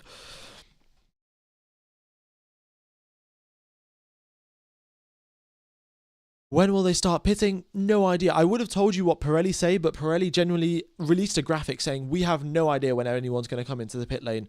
So, yeah, that's you can take what you want from that, but we don't really know. Okay, Norris going purple in the middle sector. Now, they're all picking up the pace. That's normally a sign of what they're going to do. They're going to come into the pits in the next couple of laps, because if they all pick up the pace, they all start wearing out their tyres a little bit. That's the time that you want to come into the pits. How long is the DRS train? I mean, it's a pretty long DRS train behind Lawson. As you can see, Lawson, Albon, Sainz, Russell, Antonelli, Stroll, Tsunoda, Behrman, Bortoletto. DRS train, choo-choo. It's been a very long time since I've actually done that. I did that pretty much every stream in 2021 because DRS trains were so prominent. But in 2025, a lot less DRS trains. Ocon and Alonso dive into the pits. Okay, will they come out in clean air? Will Alonso come out ahead of Hadjar? No, he won't. Okay, so he's going to have to overtake Hadjar. He's going to be stuck behind him. But Alonso now comes out on hard tyres. Okay, interesting strategy choice there from Alonso. So he's done 17 laps on the hards. He's going to do probably another, I'd say, 40 laps on this set of hard tyres, and then he's going to go mediums for the end of the race. No transcriptions today. Yeah, unfortunately, the transcriptions aren't working. All right, I'm going to refresh it again. Give me a sec, folks. I'm going to have to mute my mic, and I'll try and refresh the team radios again.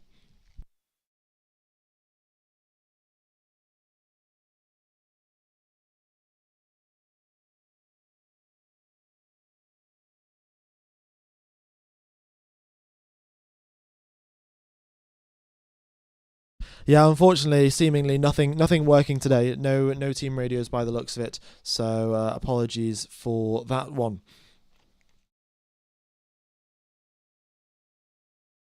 Okie dokes, what else is going on then? So we've got Isaac Hadjar out on the softs. He's not actually setting qualifying laps, really. He's not going all that quickly. I mean, he's setting personal bests of a 1:15.9, but I would have expected better considering he's on the softs.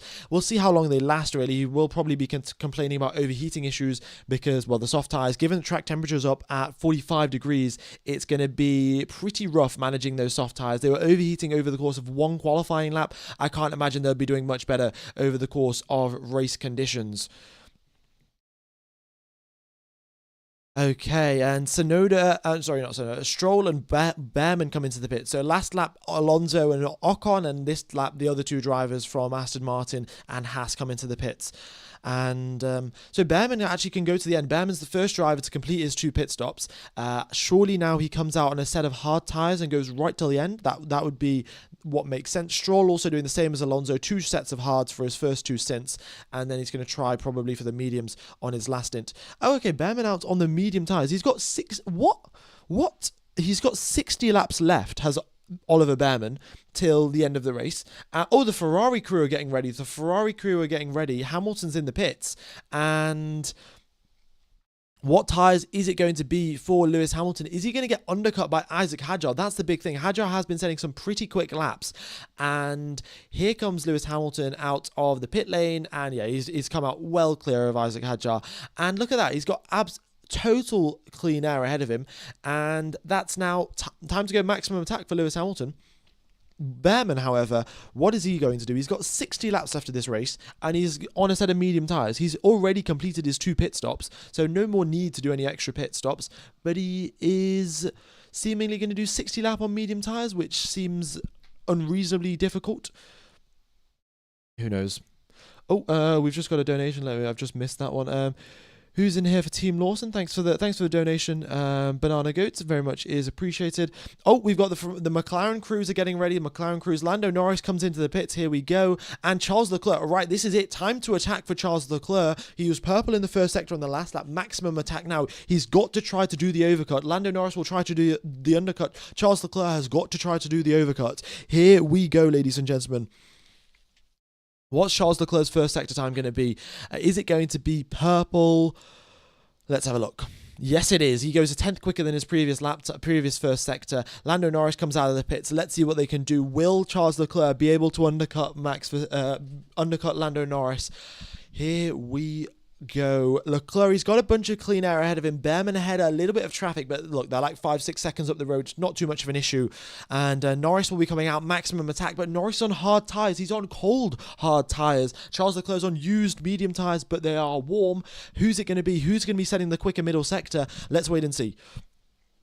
All right, Isaac Hadjar comes out of the pits. He comes out ahead of Liam Lawson. So that's 2 pit stops for Isaac Hadjar, actually. Liam Lawson has done his teammate an absolutely solid job, and he's held everyone up so much that Isaac Hadjar has managed to do 2 pit stops and is still in 8th position. He started the race in 6th and he's in 8th, and he's done his 2 pit stops. Brilliant choice, brilliant strategy work from the Racing Bulls team. And Piastri into the pits now. Charles Leclerc doesn't come into the pit lane. He continues on. Lando Norris's middle sector. Let's have a look. That's a 35.3 from him. 35.3 from Charles Leclerc as well. Pretty identical, to be honest. Piastri comes into the pits. He's going to come out behind Lando Norris as expected. Charles Leclerc leads this race as of right now, but he's still got his pit stops left to do.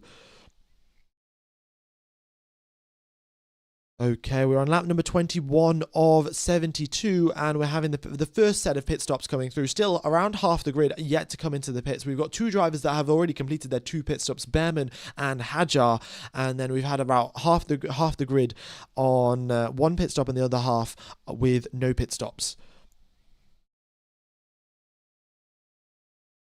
Okay, we've got 45,000 people tuned into the live stream. Thank you everyone for tuning in. Hope you guys are enjoying the coverage, and I'll try to keep you up to date with all of the strategy stuff. Just a FYI, the drivers lose 19 seconds if they come into the pits with when the green flag is out. They lose 14 seconds when they come into the pits when the safety car or the virtual safety car is out. So let's have a look now. Charles Leclerc, if he comes into the pits now, he's going to come up behind Lando Norris by about 3 seconds, because the gap between Leclerc and Norris is 16 seconds. Yeah, so no overcut is working for Charles Leclerc. Now what he's going to try and do is trying to extend out his first stint as much as possible. You can see Norris on the fresh tyres. Of course, he's going to be setting purple sectors. Charles Leclerc, however, he's approaching traffic now. He's approaching Behrman and Stroll, and he's just going to be losing time. He's just going to be bleeding lap time for absolutely no reason. So surely, Leclerc, come into the pits. Make sure you don't get undercut by Oscar Piastri, because Piastri's picked up the pace as well. And it's going to be very risky to continue out any longer and risk getting undercut by Piastri. So let's wait and see what happens, because it's always Ferrari to mess up the strategy. So who knows?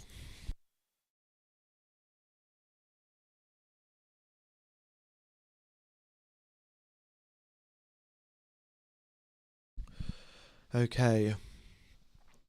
And also, just another thing I'd like to point out, folks.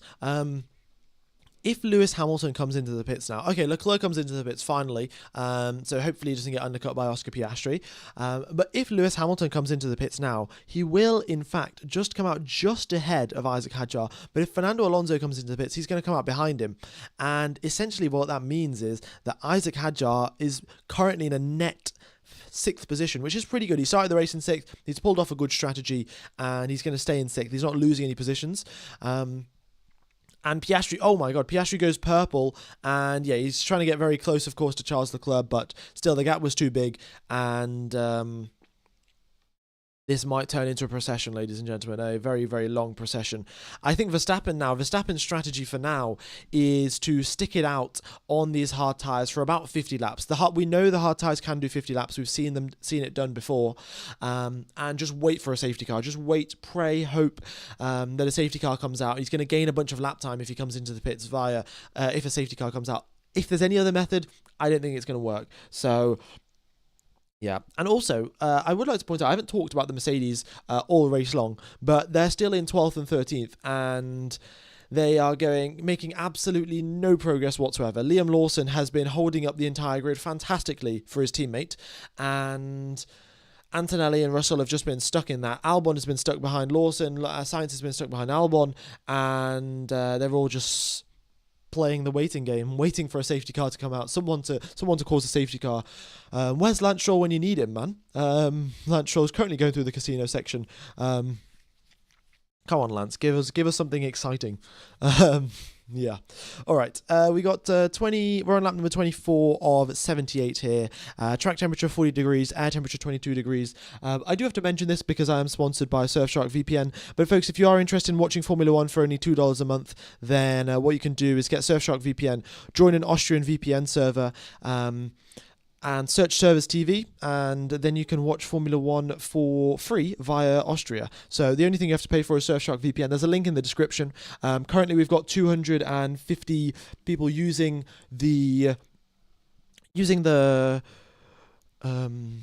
this method to actually watch Formula One, so it definitely works, and if it doesn't work for you, then you can always refund it.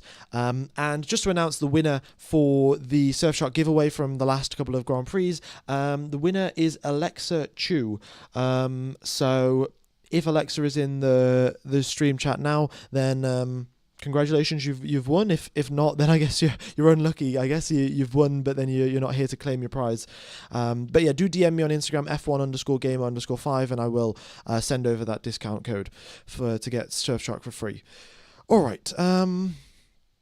Yeah, and also, folks, if you're not Alexa, then I probably shouldn't say Alexa too loud because that's going to set off everyone's home things. Like I could say Google or Siri or some stuff, and like loads of people's TVs and phones are going to just go off. So I'm not gonna say that anymore. But yeah, if you've won, then go ahead and DM me. If not, I will. If you haven't won and you still DM me, then I'm going to ask for verification. So yeah. All right. Anyway, let's continue on with the coverage. We're on lap number 25 of 72. Verstappen still sticking it out on his hard tyres, just waiting for a safety car. He's going to hit traffic pretty soon, in fact, of Stroll and Behrman, and we'll see what happens there. And also, that's the other thing. Blue flags are going to be very problematic in Monaco. They always are. Even though the drivers are technically meant to move out the way, you lose so much lap time. Just being stuck behind traffic, and it's very counterintuitive. It was just very terrible for your strategy. So we'll see what Verstappen does, because he ideally wants to wait for a safety car, but he ideally wants to wait for a safety car, but he can't. He'll get stuck in traffic and will just lose so much lap time that way.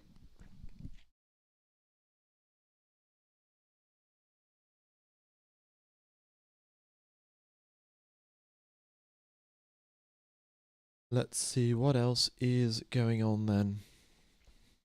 Folks, let me know, who do you think is your driver of the day so far?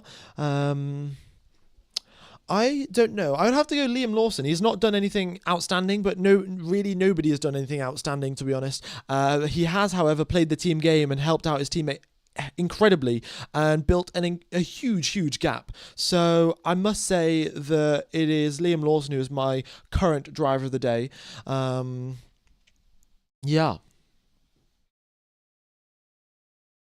Why is Science falling off? I don't know. I guess Science is now doing what Liam Lawson did. Science is now holding everyone up so Alex Albon can come into the pits. Because we've seen this work happen before. The Williams team do work as a team, and they defend for each other. They give each other DRS to make sure that they don't get overtaken.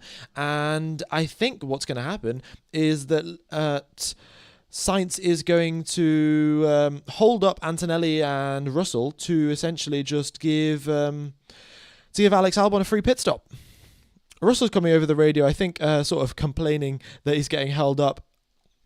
I can't actually hear it. I need to turn the volume up. But okay, we've got Charles Leclerc, purple first sector from him. He's gonna, I mean, look at that gap. It's huge to Lando Norris and Piastri as well. The top four really spread out. They were so close in quali, but now everyone is very, very spread out. How's Max ended up in the lead? He's ended up in the lead because he hasn't come into the pits.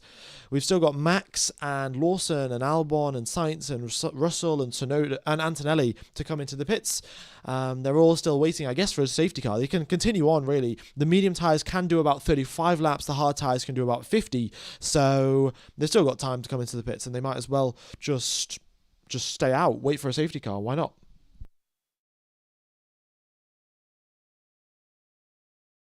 Do you think Lando can win? Well, considering Lando is in a net P1, I think so. He's in a net P1 by about 7 seconds, so for sure. How long will the Sainz train last? Well, let's wait and see. Sainz is doing a pretty good job of holding everyone up. And we've seen it done before. Alonso's done it in 2023, I think. Oh no, Alonso did it in 2024. Hadjar did it Lawson did it just this race. And Sainz is going nice and slowly, taking his time. And who knows? He could do it right till the end of the race for all we know.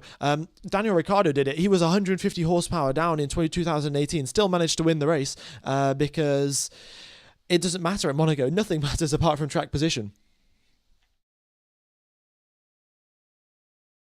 Okay, what else have we got going on then? 48,000 people tune into stream. Thanks everyone for tuning in. Very much is appreciated. What is a blue flag? A blue flag is when a lapped car, when a driver in the lead, so if Max Verstappen is approaching a lapped car, so a driver who's right at the back of the pack. So as you can see there, Max Verstappen is just going through the swimming pool chicane. He's got Nico Hulkenberg ahead of him, and he's not fighting Nico Hulkenberg for position. He's actually lapping Nico Hulkenberg, and because he's not fighting him for position, Hulkenberg will be shown blue flags, and he'll have to get out of the way for Max Verstappen. And in fact, that's not going to happen because Verstappen has just come into the pit lane now. Great timing, really. As I was making that example. But yeah, he's coming to the pits. Let's see what tyres he comes out on. He did 27 laps on a set of hard tyres, and I think he's got one set of mediums and another set of hards remaining for the end of the race. So yeah, he uses his set of mediums now, and we'll see what tyre he comes out on after his second pit stop. But Hadjar now, he is going right to the end of the race on these set of tyres. So is Behrman, so is Bortoletto, so is Colapinto. They've all done their 2 pit stops. They're going to go right till the end. Actually, Bortoletto is on a set of soft tyres. What? There are 50 laps left of this race, and Bortoletto is on a set of soft tyres. I mean, this is worse than Ferrari's strategy, to be honest, because the soft tyres can last about 10 laps maximum. So unless he's planning to do another pit stop, which would make no sense, why do extra pit stops when you don't have to? But he's out on the soft. So brilliant. Think different, folks. Think different, you know? All right. Oh, Oliver Behrman was getting sneaky here. Oliver Behrman was trying to overtake Lance Stroll. So what happened was Stroll was given blue flags to Max Verstappen. And so he got out of the way, let Max past. And Behrman was like, oh, you're getting out of the way for Max Verstappen. How about I just sneak past? And he got very, very close to overtaking Stroll. And then, of course, he closed the door and Behrman had to back out of it. But pretty nice strategy there. Pretty nice tactics from Behrman. And unfortunately, hasn't worked out for him. But Lando Norris will be soon approaching Lance Stroll, and he'll be given blue flags again. So let's see what Behrman does. Will he try to pull off that one again? F1 Gamer, do you think Ferrari will come back later this season? I think if Ferrari are going to come back, they're going to come back at the next Grand Prix in Spain because they're bringing upgrades in Spain. McLaren are probably going to get slower in Spain as well because the flexi wings are getting banned. So it's either the Spanish Grand Prix or never for Ferrari, at least when we're talking about this season. Yeah. Norris is asking, why aren't there blue flags? I mean, yeah, he's asking rightfully so. He's got a lot of traffic ahead of him, and he's losing a lot of time to Charles Leclerc, but Leclerc inevitably will also lose the time once he comes into the pits. The thing is now, if Leclerc comes into the pits now, that will put him in quite a bit of clean air. Let's have a look. So he's currently 4 seconds off the back of Norris, and he's going to lose 20 seconds in a pit stop. So he's going to come out just ahead of Fernando Alonso, and then he's going to have 20 seconds of clean air. This could be the strategy here for Leclerc. While Norris is getting stuck in traffic, Charles Leclerc comes into the pit lane, puts on a set of hard tyres, does the final stint of 50 laps on a set of hards, which is difficult but doable, and he'll gain a bunch of time on Norris because he'll have clean air and Norris will be stuck in traffic. Okay, Leclerc, Ferrari strategy. If you're listening to this, pit Charles Leclerc, let him win the Monaco Grand Prix 2 years in a row. That would be incredible. But this is what Leclerc has to do because he'll come out now. He'll come out in so much clean air. It will be mind-blowing. And then he'll just gain a bunch of time on Norris. Norris is working his way through the traffic, but he's still losing time. The best time for Charles Leclerc to have pit was last lap. The second best time is now this lap. So are they going to pit? I don't know. Yeah, we do need the transcriptions, really. But they are just not cooperating today. I have no idea why they're not working. I've refreshed them 2 times. Yeah. Charles Leclerc, does he come into the pits? No, he doesn't. Does Piastri come into the pits? Piastri could come into the pits and gain a bunch of time on Leclerc, but he also doesn't. Interesting. Interesting, I mean, I just bad strategy, really. I think a lot of these strategists aren't sort of used to this because the way that these strategists have calculated their typical strategies is that they have these simulations in place. They have, the other teams are most likely going to do this, so we'll do this, and that's how they plan out their race strategies. And I think they might be pretty reliant on computers to sort of figure out their race strategy now when everything is thrown up in the air. You've got to be thinking on the fly and you've got to be thinking outside the box as well. Sure, it doesn't make any sense whatsoever to do a stint on hard tyres for only 9 laps and then come into the pits again. Like, theoretically and even practically, that makes no sense. But if you come out in a huge amount of clean air, then it does make sense. So I don't know what's going on with the strategists. Of course, a lot of them do use simulations and a lot of computer predictions to figure out what's the best way to go about things. But sometimes you just got to trust what you can see from the lap times and pit your drivers. Who knows? All right, Frank Heflin, thanks for joining the channel, member. Very much is appreciated. Thank you very, very much. All right. Still no pit stops. No one coming into the pits. And all the drivers just working their way through traffic. And now Leclerc's working his way through traffic. I mean, now that makes no sense whatsoever. He could have come into the pits, avoided the traffic, but such is the Ferrari strategy. It's only lap 33. They're all hedging their bets. Yeah, maybe. That's also another choice. Marauder, thanks for joining the channel, member. It is. There's always the chance of a potential safety car that you also have to take into account as well. So it's a tough call to make. But I guess from what we can see here, Verstappen comes over the race saying, my shifts feel like it's the Monaco Grand Prix 1972. Basically just saying that the car is shifting in a very jerky sort of manner. It's taking ages for him to shift, which may be a potential issue. I'm not potentially sure, but Albon comes into the pits. 35 laps on those medium tyres. That's about the limit they could do. Albon finally comes into the pits, and will he come out ahead of Carlos Sainz? See, that's the strategy. That's what he hoped to do. That's what the point was of Sainz backing everyone up. And here comes Alex Albon now. He comes out ahead of Carlos Sainz. Nicely done. Frank Heflin upgrades his channel membership to Race Win. Very much is appreciated, Frank. Yeah, really, really does help out the channel. Okay, we got Albon into the pits then, so he comes out and he's out ahead of Sainz. Brilliant job. Carlos Sainz did his mission correctly. He's held up the rest of the drivers, and Alex Albon has got a free pit stop. Mission complete. Mission successful. Do you know how Jaguar lost 300k in 2024? No, I don't also see how that's relevant, but sure. All right. We got 48,000 people watching the stream. Thank you everyone for tuning in. Folks, if you are interested in watching Formula 1 for $2 a month, there's a link to Surfshark VPN in the chat in the description. You've got to just get Surfshark VPN, download it onto your computer, your phone, join an Austrian VPN server, and search Service TV on Google, and you can watch Formula 1 for free. The only thing you have to pay for is Surfshark VPN. So go ahead and check it out. You can just get the cheapest one of Surfshark, the one that's on the left-hand side. That will work just fine. And yeah, we've got 250 people using it on the stream right now. Probably, I think, 300 at this point. But yeah, go ahead and check it out. And if it doesn't work for you, you can always refund.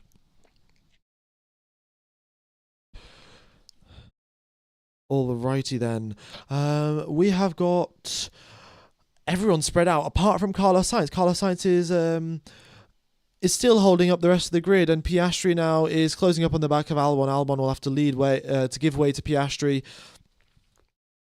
Here we go then. All right, 44 laps left of the Monaco Grand Prix. And yeah, I think what I was going to say was essentially that because we can sort of see everyone's in this sort of stalemate position, it's as I don't think have we had a single on-track overtake. Actually, folks, I need your help for this. Have we actually had a single on-track overtake? We had Hülkenberg overtake Tsunoda on lap number 1. We had Gasly try to overtake Tsunoda and then crash out. Behrman tried to overtake Stroll. That didn't work. Yeah, okay. I don't think we've had a.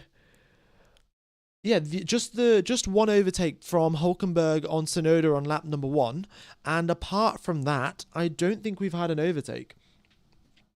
But yeah, essentially, if we're working in such a stalemate sort of scenario, the strategists are basically all sat in a stalemate. You might as well risk something, try and do something interesting, and potentially gain a bunch of lap time. Who knows?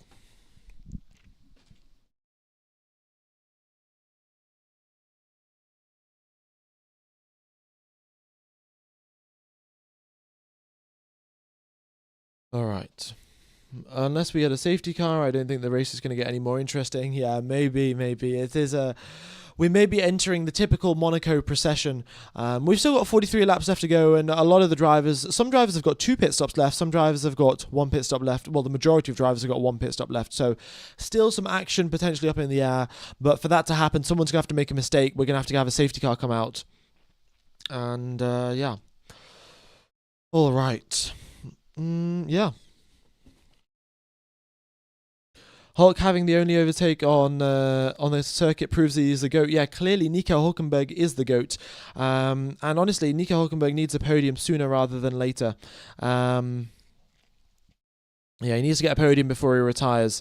That has got to happen. Otherwise, I'll be very, very disappointed. But next year, hopefully with Audi, things can work out better for him.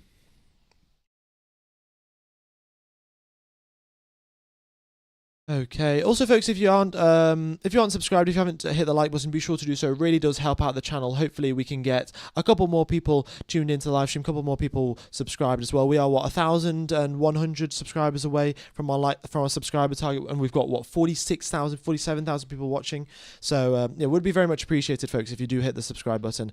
Hopefully, we can hit 200k by the end of the year. All right, I'll take you through another lap of the circuit while we're waiting for an overtake to happen, which might take a while, but I'll take you through another lap of the circuit. Let me get rid of this Surfshark. Okay, so you come out of the final corner here, and you just want to get a very, very good exit down onto the main straight. As you can see, it's super duper narrow. You hug the inside line to minimize the distance that you travel. You have the DRS flap open if you're within a second of the driver ahead, and you drive over that curb through turn number 1 because really there's no sort of issues there. The curb isn't too high.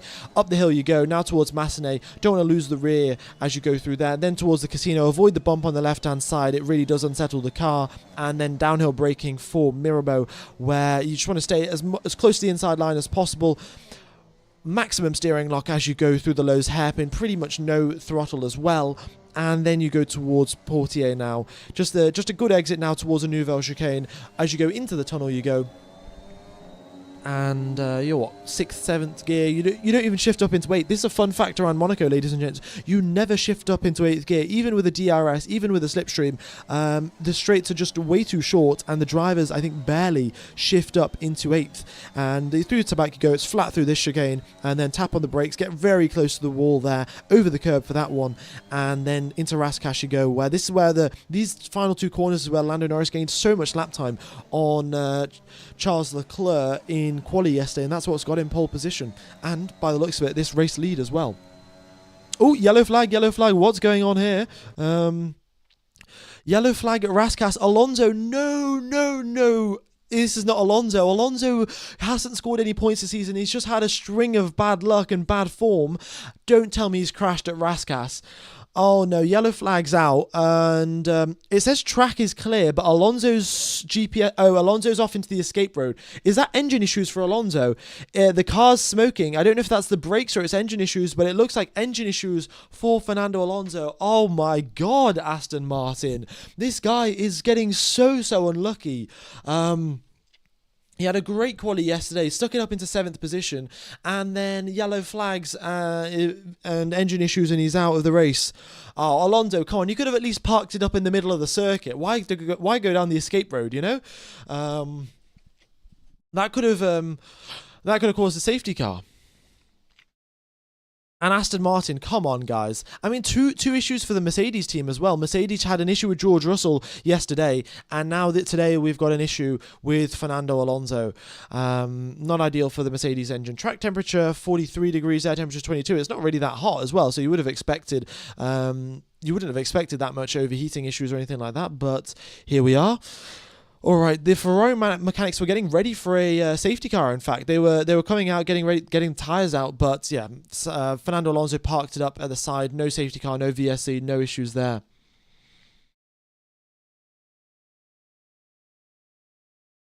Yeah, Alonso was in for great points as well, and another spout of bad luck for Fernando Alonso. We're past the halfway point of the race here in Monaco, and we have still got the top 4 in the exact same position that they started. Yeah. All right, they've come over the radio to Piastri saying Lando's gap is something we can close the gap up to Max if we want to, if we can use the pace.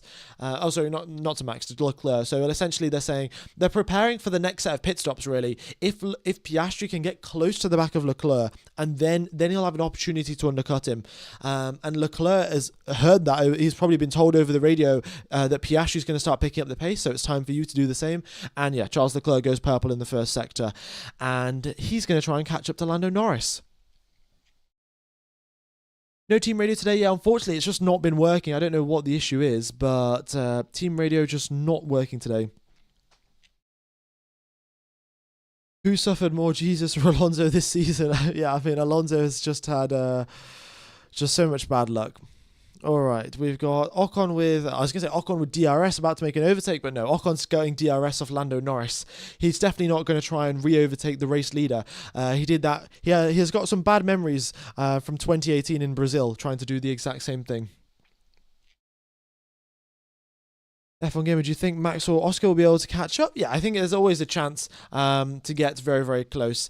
And I think Max is closing up to the back of Piastri, and Leclerc seemingly is going to try and close up to the back of Norris. Looking at the previous lap times, Leclerc was a 1.2 seconds quicker than Norris on the previous lap, so maybe Norris made a mistake or something, but oh no, Norris was getting past Esteban Ocon, that was the issue. And Verstappen on the previous lap was around about the same time as Piastri, so that gap isn't closing up too much, but there's always a chance for an undercut. They've just got to find the correct window to pit the cars into, make sure they don't get caught in traffic. F1 Gamer, please put Subway Surfers gameplay behind the race day so it'll overall be more entertaining. Yeah. It's not been the most exciting race, really. I do have to be honest with you guys. I'm not gonna sit here and fake it like, oh my god, this is so exciting. It is what it is. But the Spanish Grand Prix, I can tell you for a fact, will be a lot more exciting than this one. Yeah, Ferrari bringing upgrades, Red Bull bringing upgrades, McLaren getting slower because of the flexi wing ban. It will be a great race next week out in Spain, in Barcelona. Sainz is like 4 seconds slower than the top 8. Let's have a look. Sainz 118.8. Lando Norris a 114. Incredible. Wait, Albon's into the pits again. Carlos Sainz has done exactly what Liam Lawson did for Isaac Hadjar and has given Alex Albon, his teammate, 2 free pit stops. Sainz is still yet to come into the pits. Alex Albon comes out of the pits. He's done 2 pit stops. Sainz, oh my goodness me. I mean, this is what we're saying about Monaco. The drivers can just drive as slowly as they want, and they can help their teammates get free pit stops. So thank you for your sacrifice, Carlos Sainz. And Alex Albon has done two free pit stops.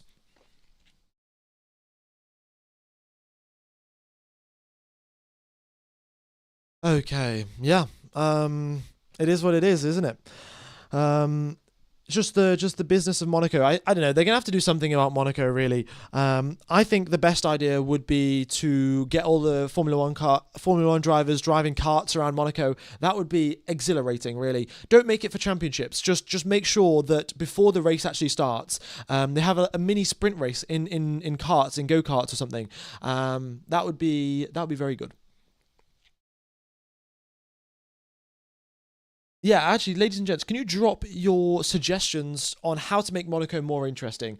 We have to make you can't say take it off the calendar. You can't say, okay, maybe you can say make the cars smaller, but, I'd like to hear some interesting suggestions. Add a sprint race to Monaco. The sprint race to Monaco is just going to make it even worse. Oh, the drivers for sure love Monaco. I mean, it's a very exhilarating circuit for them. Like, they are right up to the barriers, right on the limits, every single lap, every single corner. There's no resting whatsoever. In fact, some of these rookies might be even having issues changing the settings on their steering wheel because they've basically got no time. They've got the start finish straight, which is pretty short, to be honest, and that's the only time that they've got to change some settings on their steering wheel to essentially get to make the car, in the correct modes and things like that. Turn off collisions. Yeah, turn off collisions. That might work. Use Lego cars. Oh, a Lego race. Oh, that's a great idea. A Lego race would be brilliant. Run Monaco in reverse. Monaco in reverse would be a good idea, but the thing is, there's a lot of considerations that go into turning a track from like normal direction to reverse direction. For example, here, as you can see, Lando Norris going through turn number 4. He's approaching turn number 4 at, say, I think 100 kilometers per hour, maybe 120 kilometers per hour. So the barriers at turn number 4, they're designed for the cars going at 120 k's. But if the circuit was in reverse, then what would happen is they would come out of here and they would be heading towards turn number 4 at 300 kilometers per hour. So the entire circuit would have to be redesigned for the different speeds that the cars would be approaching at. So it's not just a question of I'll get the drivers to drive in the other direction. All of the barriers, all of the railings and everything, all of them have to be redesigned for the different speeds that the cars will be approaching the corners at. Yeah. Oh, we've got a donation here. Henry Callan, thanks for the donation. Standing start, single hot laps on Sunday, or maybe 2 cars on opposite sides of the grid like WRC did. Maybe, yeah. I mean, that would be interesting, wouldn't it? A head-to-head, 1 versus 1 at Monaco. But I guess we'll see, won't we? Okay. So here we go then. We have got. Oh, look at this! They've swapped the drivers around. So Albon now is defending, and Sainz is ahead. The Williams team have let Albon do the defensive maneuvers now, and Albon's going to return the favor. Albon is going to defend, and Carlos Sainz is going to come into the pits when he gets a free pit stop. That is the Williams team are doing a fantastic job, I've got to say. Really good teamwork between them. That would be fantastic. They are going for double points, aren't they? Sabrina Jolly, thanks for the $2 donation. Very much is appreciated. And things are going well. Things are going well for Williams. They're going for double points. And the gap's up at the front. Verstappen closing up to the back of Piastri here. 1.5 seconds is the gap. Verstappen may have a chance to undercut Piastri. We'll just have to wait and see. Another thing that I do want to mention is that Piastri has really been saying that this is his worst weekend of his career, really. He said he's hit the barrier more times than he ever has in his life this season, at this race here in Monaco. So yeah, Monaco not the best circuit for Oscar Piastri, and he's got quite a bit of work cut out for him. He's got Max Verstappen in his mirrors, so we'll see how that works out. But if there's an overtake going to happen, it's going to happen under a pit stop, really. Oh my God, Sainz is going so slowly. Sorry, not Sainz. Albon is going so slowly, and there's just literally nothing George Russell can do, because as they come out of Portier, as they come out of the final corner, Albon just gets a brilliant exit, and yeah, he's just so far. He just pulls that gap out, and there's nothing that George Russell can do. F1 Monaco or F2 Monaco? I mean, the F2 Monaco, there was a huge crash in F2, so yeah, interesting. Okay. Yeah, Bortoletto, Bortoletto's done his third pit stop now, and he comes out on a set of medium tyres, and Hulkenberg also comes out. He's completed his second pit stop. Wait, what? Hulkenberg is out on softs as well. There are 32 laps left of this race. Why is Hulkenberg out on a set of soft tyres? This makes no sense. Sauber have done this twice now. Are they purposely trying to finish in last and second to last position? Because they pit Bortoletto, and Bortoletto is going to do 3 pit stops. Admittedly, Bortoletto had a crash at the start of the race, so fair enough. Maybe he can do 3 pit stops. Might be potentially justifiable, but still not really. Hulkenberg has had a perfect race. He hasn't had that many issues, and he is still going to do 3 pit stops at this rate. What are they doing?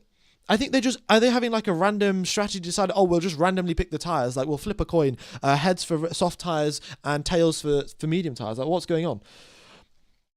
What does the colour green mean on the lap and lapse interval? The green means that they're within 1 second, and a sort of a green circle outline means that they're closing the gap up. So Verstappen is closing the gap up on Piastri, Leclerc is closing the gap up on Norris, and then the full green means that the drivers are within DRS range. Yeah. They should make it less laps and no pit stops. Less laps and no pit stops. No, if we had Monaco with no pit stops, the drivers are going to end up in the exact same position that they started the race in. Yeah, Monaco with no pit stops is would actually be 78 formation laps. Like, yeah. All right. We've got 31 laps left of this race. Thanks, everyone, for tuning in. We've got 47,000 people tuned into the stream. Folks, if you guys are interested in watching Formula One for only $2 a month, all you've got to do is get Surfshark VPN. It's $2 a month. And you download it onto your computer, you join an Austrian VPN server, you Google Service TV, and you can watch Formula One for free. The commentary is in German, so if you have to mute the German commentary and you have to listen to mine, unless, of course, you understand German, which in that case, it's perfect for you. But yeah, you can mute the German commentary, you can listen to my commentary instead, but you actually get to watch the cars go around the circuit. So yeah, if you guys are interested, there's a link in the description, there's a link in the chat. Go ahead and check that out. Right. What happened to Alonso? Alonso had engine loss of power, engine issue, engine failure. Yeah. Right. Piastri into the pits. Okay, Piastri is into the pits, and Verstappen is now going maximum attack. Max Verstappen on maximum attack. Actually, no, it's not Max Verstappen. It's Franz Herrmann driving the car this weekend. But yeah, maximum attack for him. He's going to try and get close to him. Of course, he's on the medium tyres. Piastri is going to come out on the hards, I think. I don't think Piastri... Well, we'll see. I don't know if Piastri had 2 sets of mediums or if he had 2 sets of hards. But he comes out of the pit lane now. Yeah, he has 2 sets of hard tyres. So Verstappen's now going to try 20-lap old medium tyres, which have been stuck in the dirty air of Piastri for quite a while. He's going to try and lap and... trying to overcut him. They should remove the Nouvelle Chicane and make another DRS zone. Maybe, but then the thing is, the braking zone into Tabac wouldn't be big enough for an overtake. Because Tabac is what, a 4th gear, 5th gear corner, and if the drivers are shifting from 8th gear to 5th gear, that's not a big enough braking zone to have an overtake. If they could shift the Nouvelle Chicane further back, get rid of Tabac, put the Nouvelle Chicane where Tabac is, maybe that'll help with overtaking, but otherwise it's very, very tough. I think Singapore, though, Singapore's a fantastic example of a street circuit where you can overtake, but that's purely because they have 4 DRS zones at Singapore. Yeah, Charles Leclerc comes into the pits as well. He's going to try and undercut Lando Norris, but he was 4 seconds behind him when he came into the pits. So not much threat there of undercuts. And Norris is, well, he's cleared all of the traffic. Now he's just got ahead of Alex Albon, and he is now got 20-30 seconds of clean air ahead of him. All right. They made it possible to overtake in the Sector 3 of Singapore. Yeah, so that's the thing. Tunnel DRS, it's a little bit too difficult to have DRS through the tunnel because it's quite a sharp turn, and if the drivers had to actually drive through that with DRS open, they would just they'd spin out. It's exactly what happened to Jack Doohan in Japan. He was, I think he was doing, I don't know if it was a quali lap or if it was just free practice, but the DRS flap was open for him when he turned into the turn number 1 at Suzuka, which is, I say, a 6th gear corner, 7th gear corner, and the car just spun out from underneath him because he was generating no downforce at the rear. So yeah, you can't have DRS through the tunnel.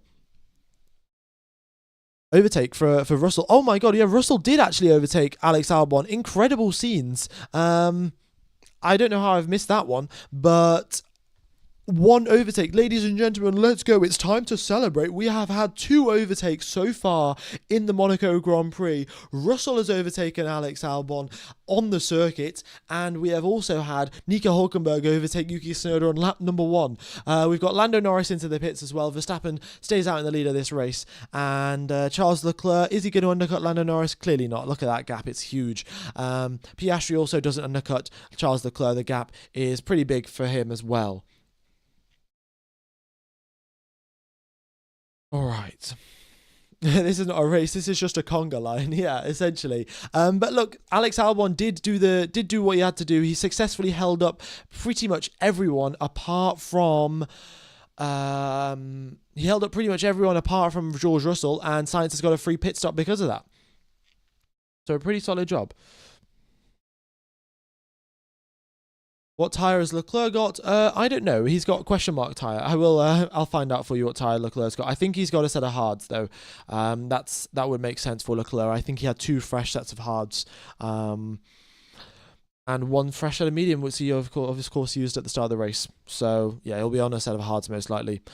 Clearly, the FIA can't figure out how to get the team radio system working. They can't figure out how to get the GPS working on Russell's car. There's a lot of issues with the FIA today.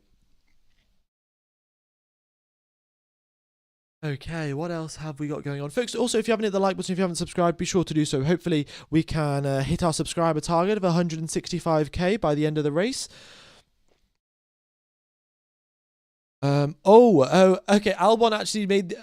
they come over the radio to Albon comes over the radio saying, I think he's going to actually take a 5-second penalty, but he says it's better than corner cutting. Russell might get handed a penalty here. Let's see. He's under investigation for leaving the track and gaining an advantage. So Russell basically overtook Albon off the track. So it wasn't even a clean overtake here, ladies and gents. We did have an overtake happen. It wasn't clean. But the thing is, it doesn't matter because Albon is already... Russell has already gained the 5 seconds that he would have got for cutting the track. So unless he gets a 10-second time penalty... he is actually benefiting from cutting the corner. You heard it here first, folks. If you want to succeed at Monaco, cut the corner, get the 10-second time penalty, and then just continue on with your race. Thinking outside the box, that is what I'm all about. Yeah, I think actually Russell is under investigation, and surely he's getting a penalty for that one. Victor Slater, thanks for the donation very much. Thank you for joining the channel member, actually. That is very much appreciated. Russell still has 2 pit stops. Yeah, Russell still has 2 pit stops. He'll serve his penalty in the pit stops anyway. And what's that? Oh, a drive-through penalty. Yeah, see, this is the thing. You can't do that. You can't just drive through cut the corner and make away with an overtake. George Russell has got a drive-through penalty. That is a 20-second penalty, essentially. Not a 5-second time penalty, not a 10-second time penalty. A 20-second time penalty for George Russell, essentially, by forcing him to drive through the pit lane. Yeah, so the FIA not making it, you're not going to get away by just overtaking. Oh, Antonelli, though. Antonelli did overtake Alex Albon. I don't know if it's in the exact same fashion, but yeah, clearly George Russell just got absolutely cucked there by the FIA.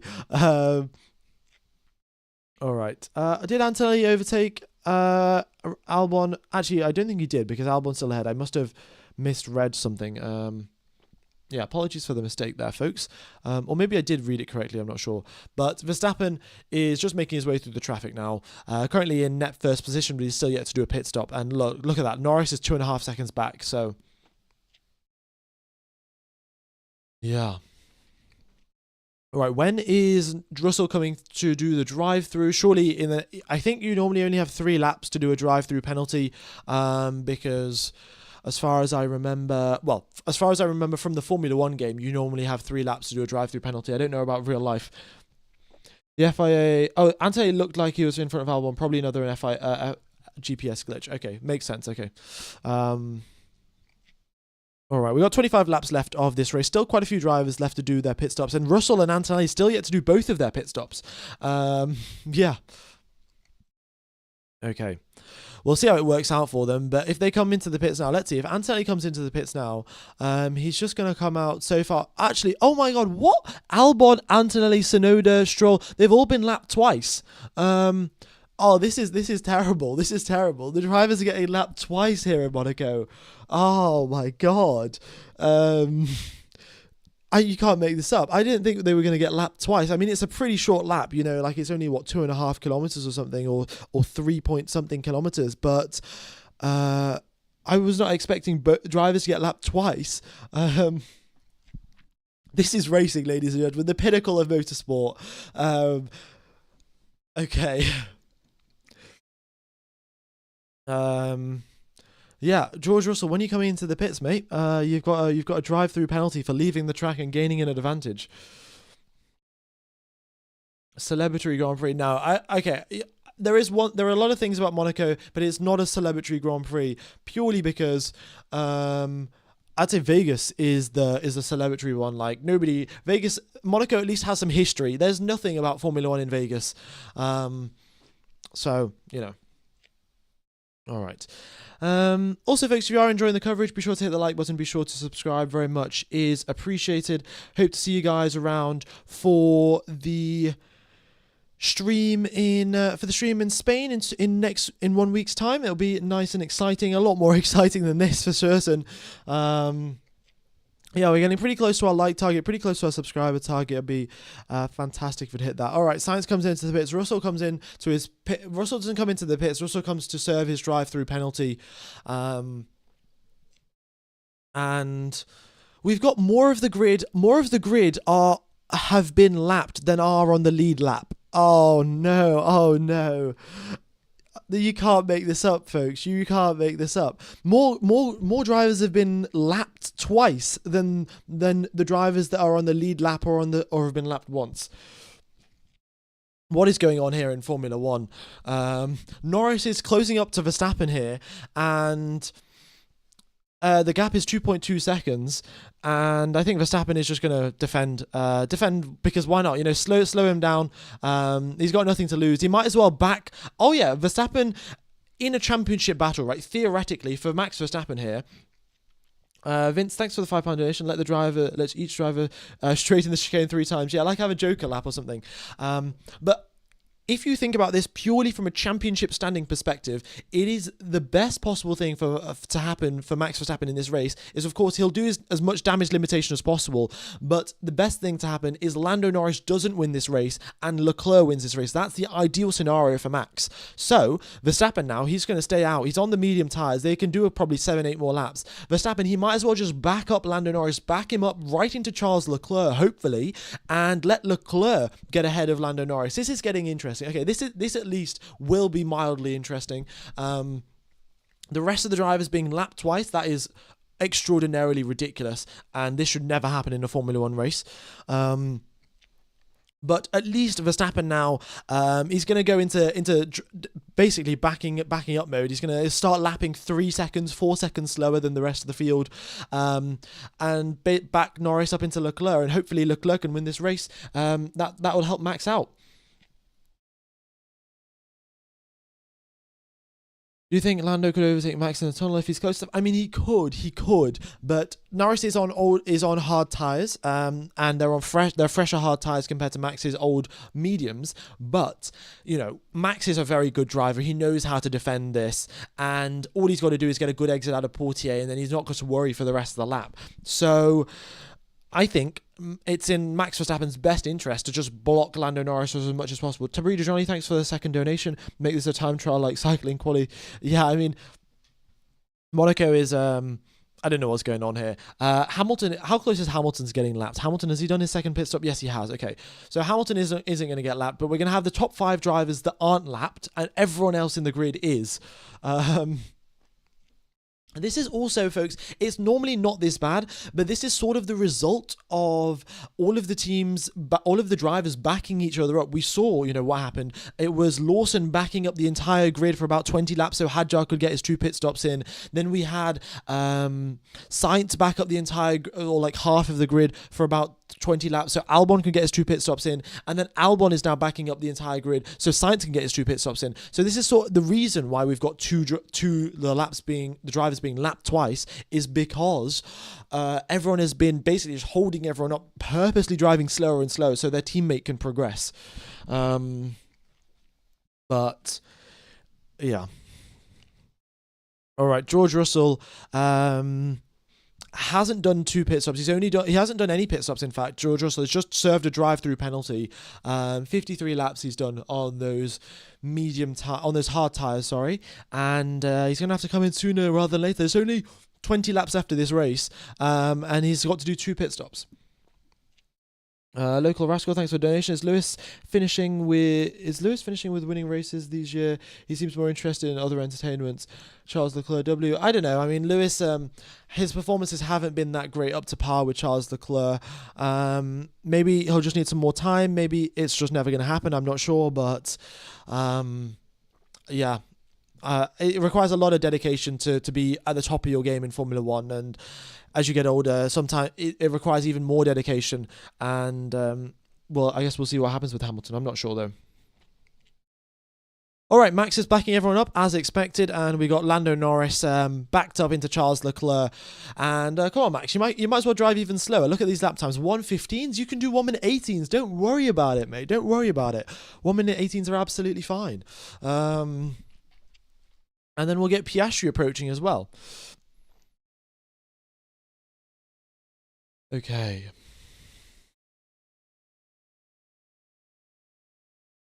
What else have we got then? Yeah, Antonelli still yet to come into the pits. Tsunoda still got 1 pit stop left. So is Stroll. He's also got 1 pit stop left. And yeah, Verstappen is just backing them all up. Well, he's backing Norris and Leclerc up. All right, ladies and gents, who do you think is going to win? Is it going to be Charles Leclerc? Is it going to be Lando Norris? Are we going to have one more overtake? We've currently had 2 overtakes so far in Monaco. Will we have a third? Will it be an overtake between Lando Norris and Charles Leclerc? Yeah, who's your driver of the day also? I'm going to go with... I think I'm just going to go with Carlos Sainz, because he did a brilliant job backing up the grid for his teammates so Albon could get 2 free pit stops in. So I'm going to go, yeah, Carlos Sainz is my driver of the day. But really, there's no been much racing to say driver of the day, to be honest. You could probably say not applicable, and it would still be justifiable. Yeah. All right, Verstappen, what's he doing? Oh, Leclerc's right on the back of Lando Norris here. Let's see. Come on, Charles. Send one to the inside. That would be brilliant. And no, he's still too far back going into turn number 1. And as expected, it's a pretty tough overtake to make, to be honest.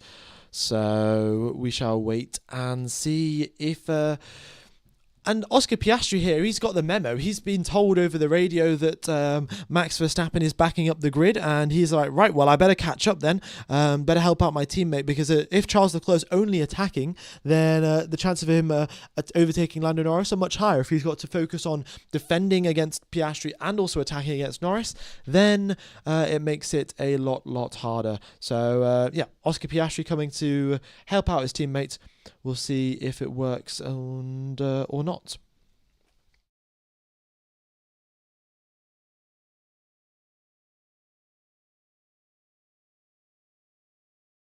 Okay.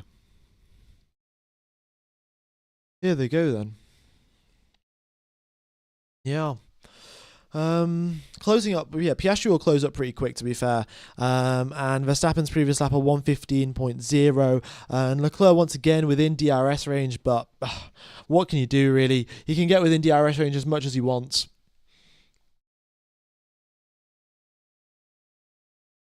Let's wait and see what happens. Verstappen, in fact, running away. He's actually built the gap out. I don't know what he's doing. Surely back him up even more.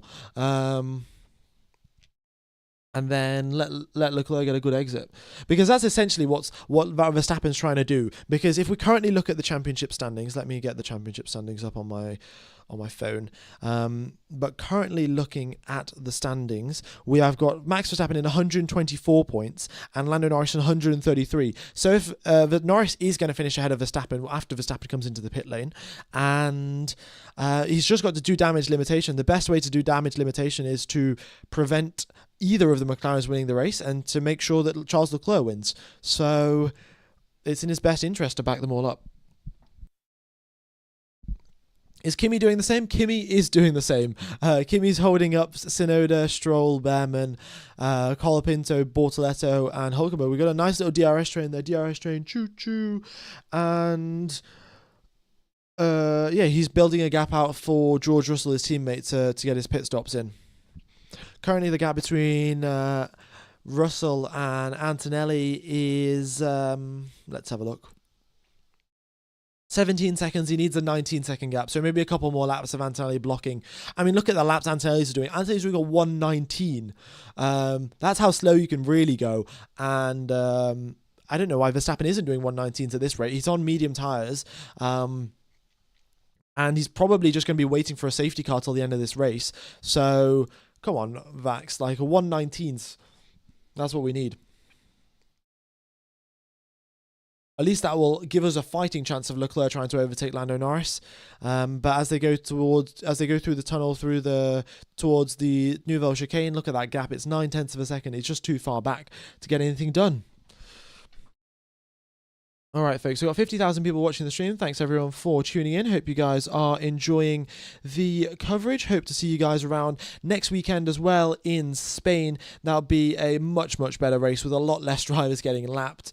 And it should be nice and exciting to see how the Spanish Grand Prix unfolds. We're going to have upgrades for the Ferrari team, upgrades for the Red Bull team, and, potential downgrade for the McLaren team with the flexible wings getting banned.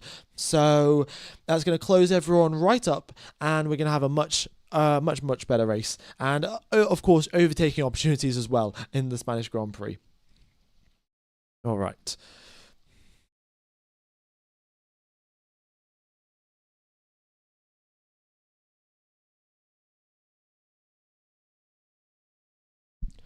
Let's see, what else have we got to talk about, really? No, Antonelli's just backing everyone up. Are we going to see drivers getting lapped 3 times? No. Okay, we're not. Norris and Verstappen are significantly behind Hulkenberg, so that we're not getting drivers lapped 3 times, but it's already bad enough, to be honest.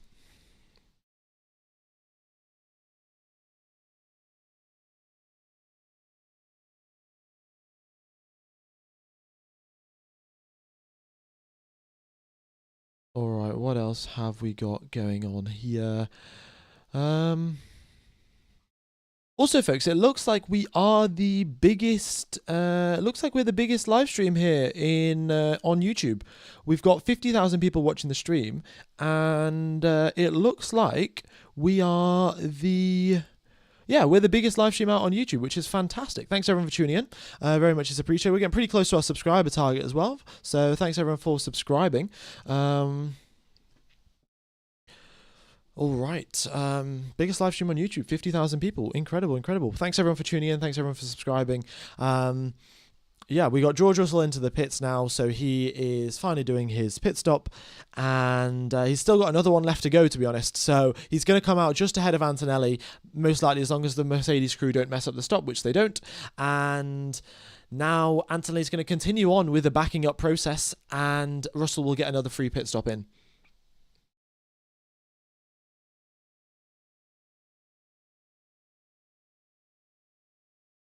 Antonelli doing a no-stop strategy. No, Antonelli's doing his 2 pit stops right at the end of the race by the looks of it. I think that's what's going on. Antonelli's getting very, very close to getting overtaken by Tsunoda here. And Leclerc's been within DRS range of Norris for quite a while. Piastri is also approaching, and Verstappen is still just continuing on. I guess he's hoping for a safety car. It doesn't really matter what Verstappen does at this point. He's probably going to come out in...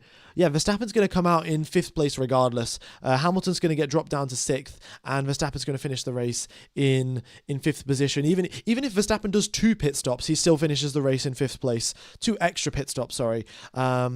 So...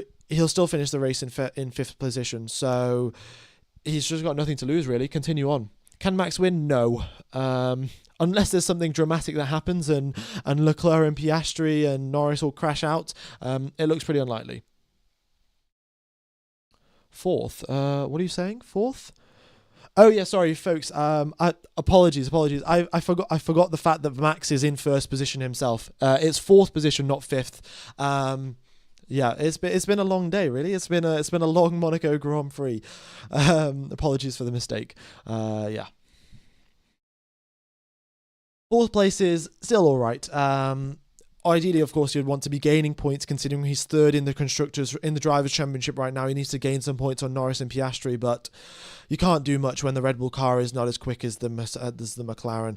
Albon and Sainz switch around, and that is clearly a team-coordinated decision. That's not a real overtake, so we're not counting that one. They say swap positions with Alex. Yeah. Don't. That's not an overtake. We're not counting that one as an overtake. Only 2 overtakes just yet. Yeah, Kimi Antonelli has done pretty much the entire race on the hard tyres. He's got 12 laps left to go, so he's still got time to do his pit stops. But it looks like a no-stop strategy works pretty well around here in Monaco.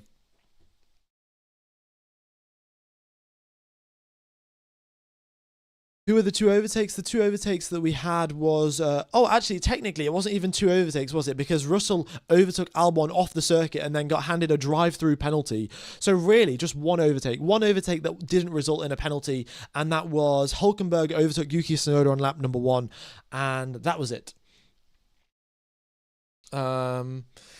Incredible scenes, incredible. I mean, Hülkenberg is getting my vote for driver of the day. The only overtake that we have seen, you've got to give Nico Hülkenberg driver of the day, surely. Also, he's done 20 laps on soft tyres. It looks like he's actually just going to go the entire race go the final 11 laps also just on softs. Because why not, you know? Also, oh no, there's potential risk here. Antonelli, okay, let's have a look at this. Antonelli is at a serious risk of being lapped 3 times, because if he's still got 2 pit stops left. That's 40 seconds, right? 40 seconds back, and he's just finishing the second sector. Verstappen is just starting the second sector. So the second sector, as you can see, is about 40 seconds long, 35 seconds long, which means once Antonelli completes his 2 pit stops, he's going to get lapped 3 times here in Monaco. This is just wow. Where are the transcriptions? The transcriptions aren't working today, folks. I do apologise. They will be working next weekend out in Spain, but they haven't been cooperating with us today. So apologies for the lack of team radios. Right, I will once again just mention that Surfshark VPN is sponsoring the stream. If you guys are interested in watching Formula One for $2 a month, you get Surfshark VPN in the description, or the link in the chat comment, and you can buy the cheapest one on the website. The one on the left hand side is the cheapest one. You can get that. You join the Austrian VPN server. You search Service TV on Google, and that is it. Job done. You can watch Formula One for free. Well, $2 a month. You have to pay for Surfshark $2 a month, and Service TV is free. So if you guys are interested, check that out. The commentary is in German, but you can always mute it and listen to my commentary instead.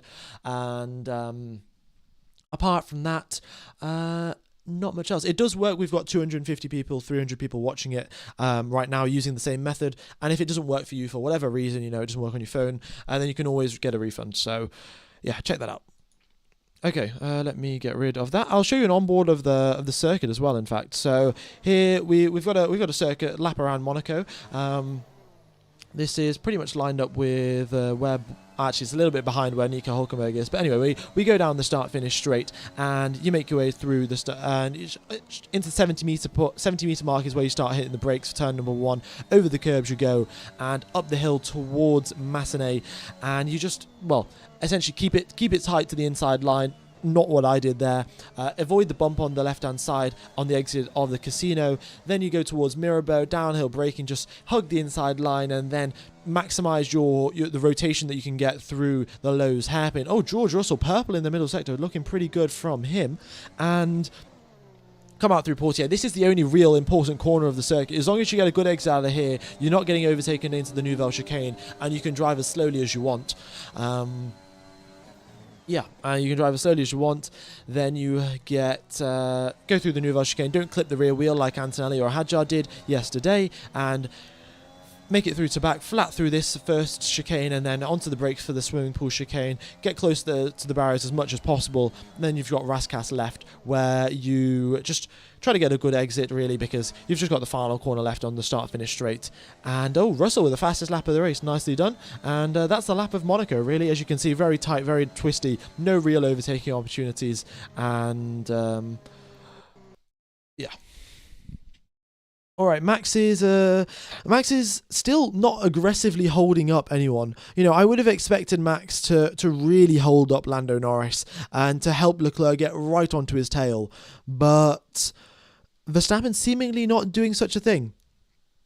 Okay, and just to confirm, folks, the drivers that are still yet to pit, Russell is still yet to pit, Antonelli is still yet to pit twice, Tsunoda's yet to pit as well, and Verstappen is also yet to pit. So we've got 8 laps after this race, and we've still got 4 drivers yet to complete their pit stops, and one of them still yet to complete 2 pit stops. All right, we got 50,000 people watching the stream. Thanks everyone for tuning in. Norris says Max is just backing me up, and he's not even pushing. I mean, what do you expect, Norris? Do you expect Max to just be like, "Oh yeah, you can run away with the championship. Go ahead." Yeah, I mean, that's pointless to complain about that. Verstappen's not backing up enough, really. If I'm being totally honest. Yeah. Come on, Lance Stroll, do something interesting. You're in last place anyway. No, Lance Stroll probably won't end up in last position. It looks like Antonelli, after he does his pit stops, he's the driver that'll end up in last place. Alonso had an engine failure. Gasly crashed into the back of Tsunoda. That's why both of those drivers have retired. All right.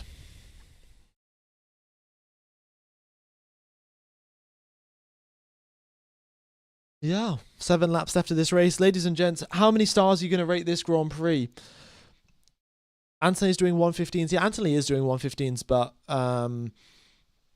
that's still not going to save him from the fact that he's got 40 seconds worth of pit stops to do. 0 stars. Piastri, they come over the radio to Piastri saying, "Let's stay close to the front. There's opportunities to fight." I mean, that's a bit optimistic. There are opportunities to fight, sure. Interesting choice of words there. Leclerc getting pretty close to the back of Norris, but as expected. Anthony finally comes into the pits now. Okay, he's got 7 laps left, so it looks like he'll just be doing quali runs basically. He's going to come out on a set of softs, probably do like 5 quali sims, and then come back into the pits again. Oh, he's on mediums. Okay, I guess he'll do some laps on the mediums and then softs at the end.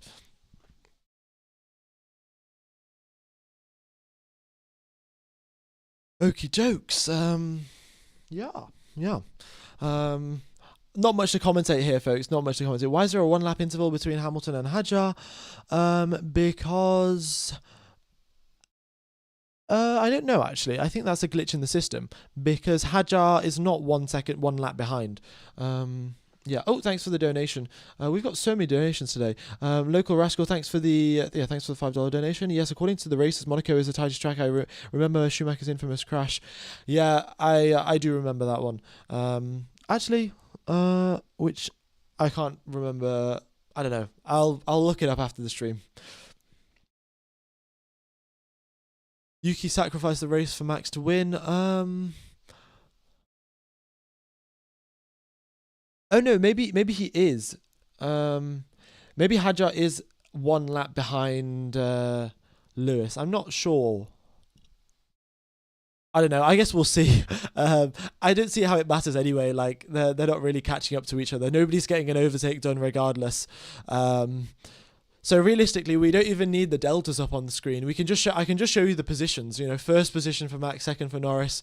Oh, okay. I guess he is then. Hamilton's almost one lap behind. Right. Okay. Well, I guess the system was not designed for such a scenario. Let me be totally clear. The system was designed for the drivers, maybe a couple of drivers to get lapped, and that's about it. Okay. Really hate the two-stop. It seems to create this mess. Yeah, it kind of backfired. Basically, what happened was the result of this whole two-stop fiasco was that when the teammates, you'd have two teammates close to each other. One teammate would just back up the entire grid, allowing the teammate that was ahead to get 2 free pit stops, and then they'd swap positions, and then they'd repeat the same thing. So that's essentially what happened. Sainz and Albon did it. They held up the drivers behind them for about 40 seconds, and that's why they've all been lapped. You can see they've all been lapped twice. Albon and Sainz have been lapped twice because they went and did this let's just back everyone up procedure. All right, 51,000 people tuned in. Thanks everyone for tuning in. And we've got Leclerc within DRS of Lando Norris and Piastri within DRS of Charles Leclerc. And Norris is still 2 seconds back from Max Verstappen. Max is now doing 1 minute 16s. Yeah, maybe, I guess Max is just playing it safe here because he does have very old tyres. He's got 46 lap old medium tyres, so there is a pretty real risk if he tries to back up against Lando Norris too hard, then he'll lose the exit out of Portier. Like he'll get a bad exit out of Portier compared to Norris, and then will get overtaken by him. So I guess that's why he's sort of maintaining the gap at around 2 seconds rather than just like driving insanely slowly. The current vote split for driver of the day: 19% for Charles Leclerc, 15% for Lando Norris, and 14% for Isaac Hadjar. Yeah, I don't know, fair enough, maybe. But the top 4 are going to end up in the same position they started in, I think.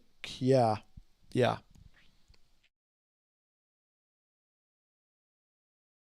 So, folks, do you think we should have a 2-stop strategy next year, or do you think that should be banned? That should be removed. I think it's going to be pretty safe to say, isn't it? New rule at Monaco: they race in historic cars. That or Mario Karts. Yeah, Lego manufactured Mario Karts could be a good idea. Also, we're getting pretty close to our subscriber target, folks. If you guys haven't hit the subscriber button, be sure to do so. Very much does help out the channel. Hopefully, we can hit 165k, and that'll put us on track for 200 by the end of the season. We've got 3 laps left of this race, of this procession. Or should we say 3 laps left of the formation laps? We had 1 racing lap at the start, and then a lot of formation laps. A lot of formation laps. Behrman, however, has done pretty good. Okay, I have to give Oliver Behrman some credit here. He had a 28-second pit stop on lap number 1. Haas totally messed up his pit stop. 28 seconds was how long it was. And he started the race in 20th and is up into 13th place. So, good improvement there from Behrman. But apart from that, there really hasn't been much else going on. Antonelli. There we go. Antonelli did his second pit stop. He's been lapped 3 times. Well, what can you do? What can you do here?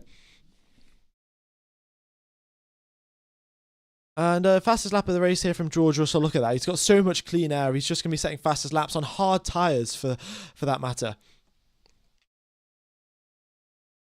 Okay.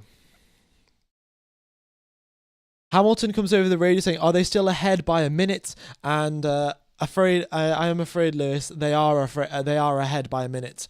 They are.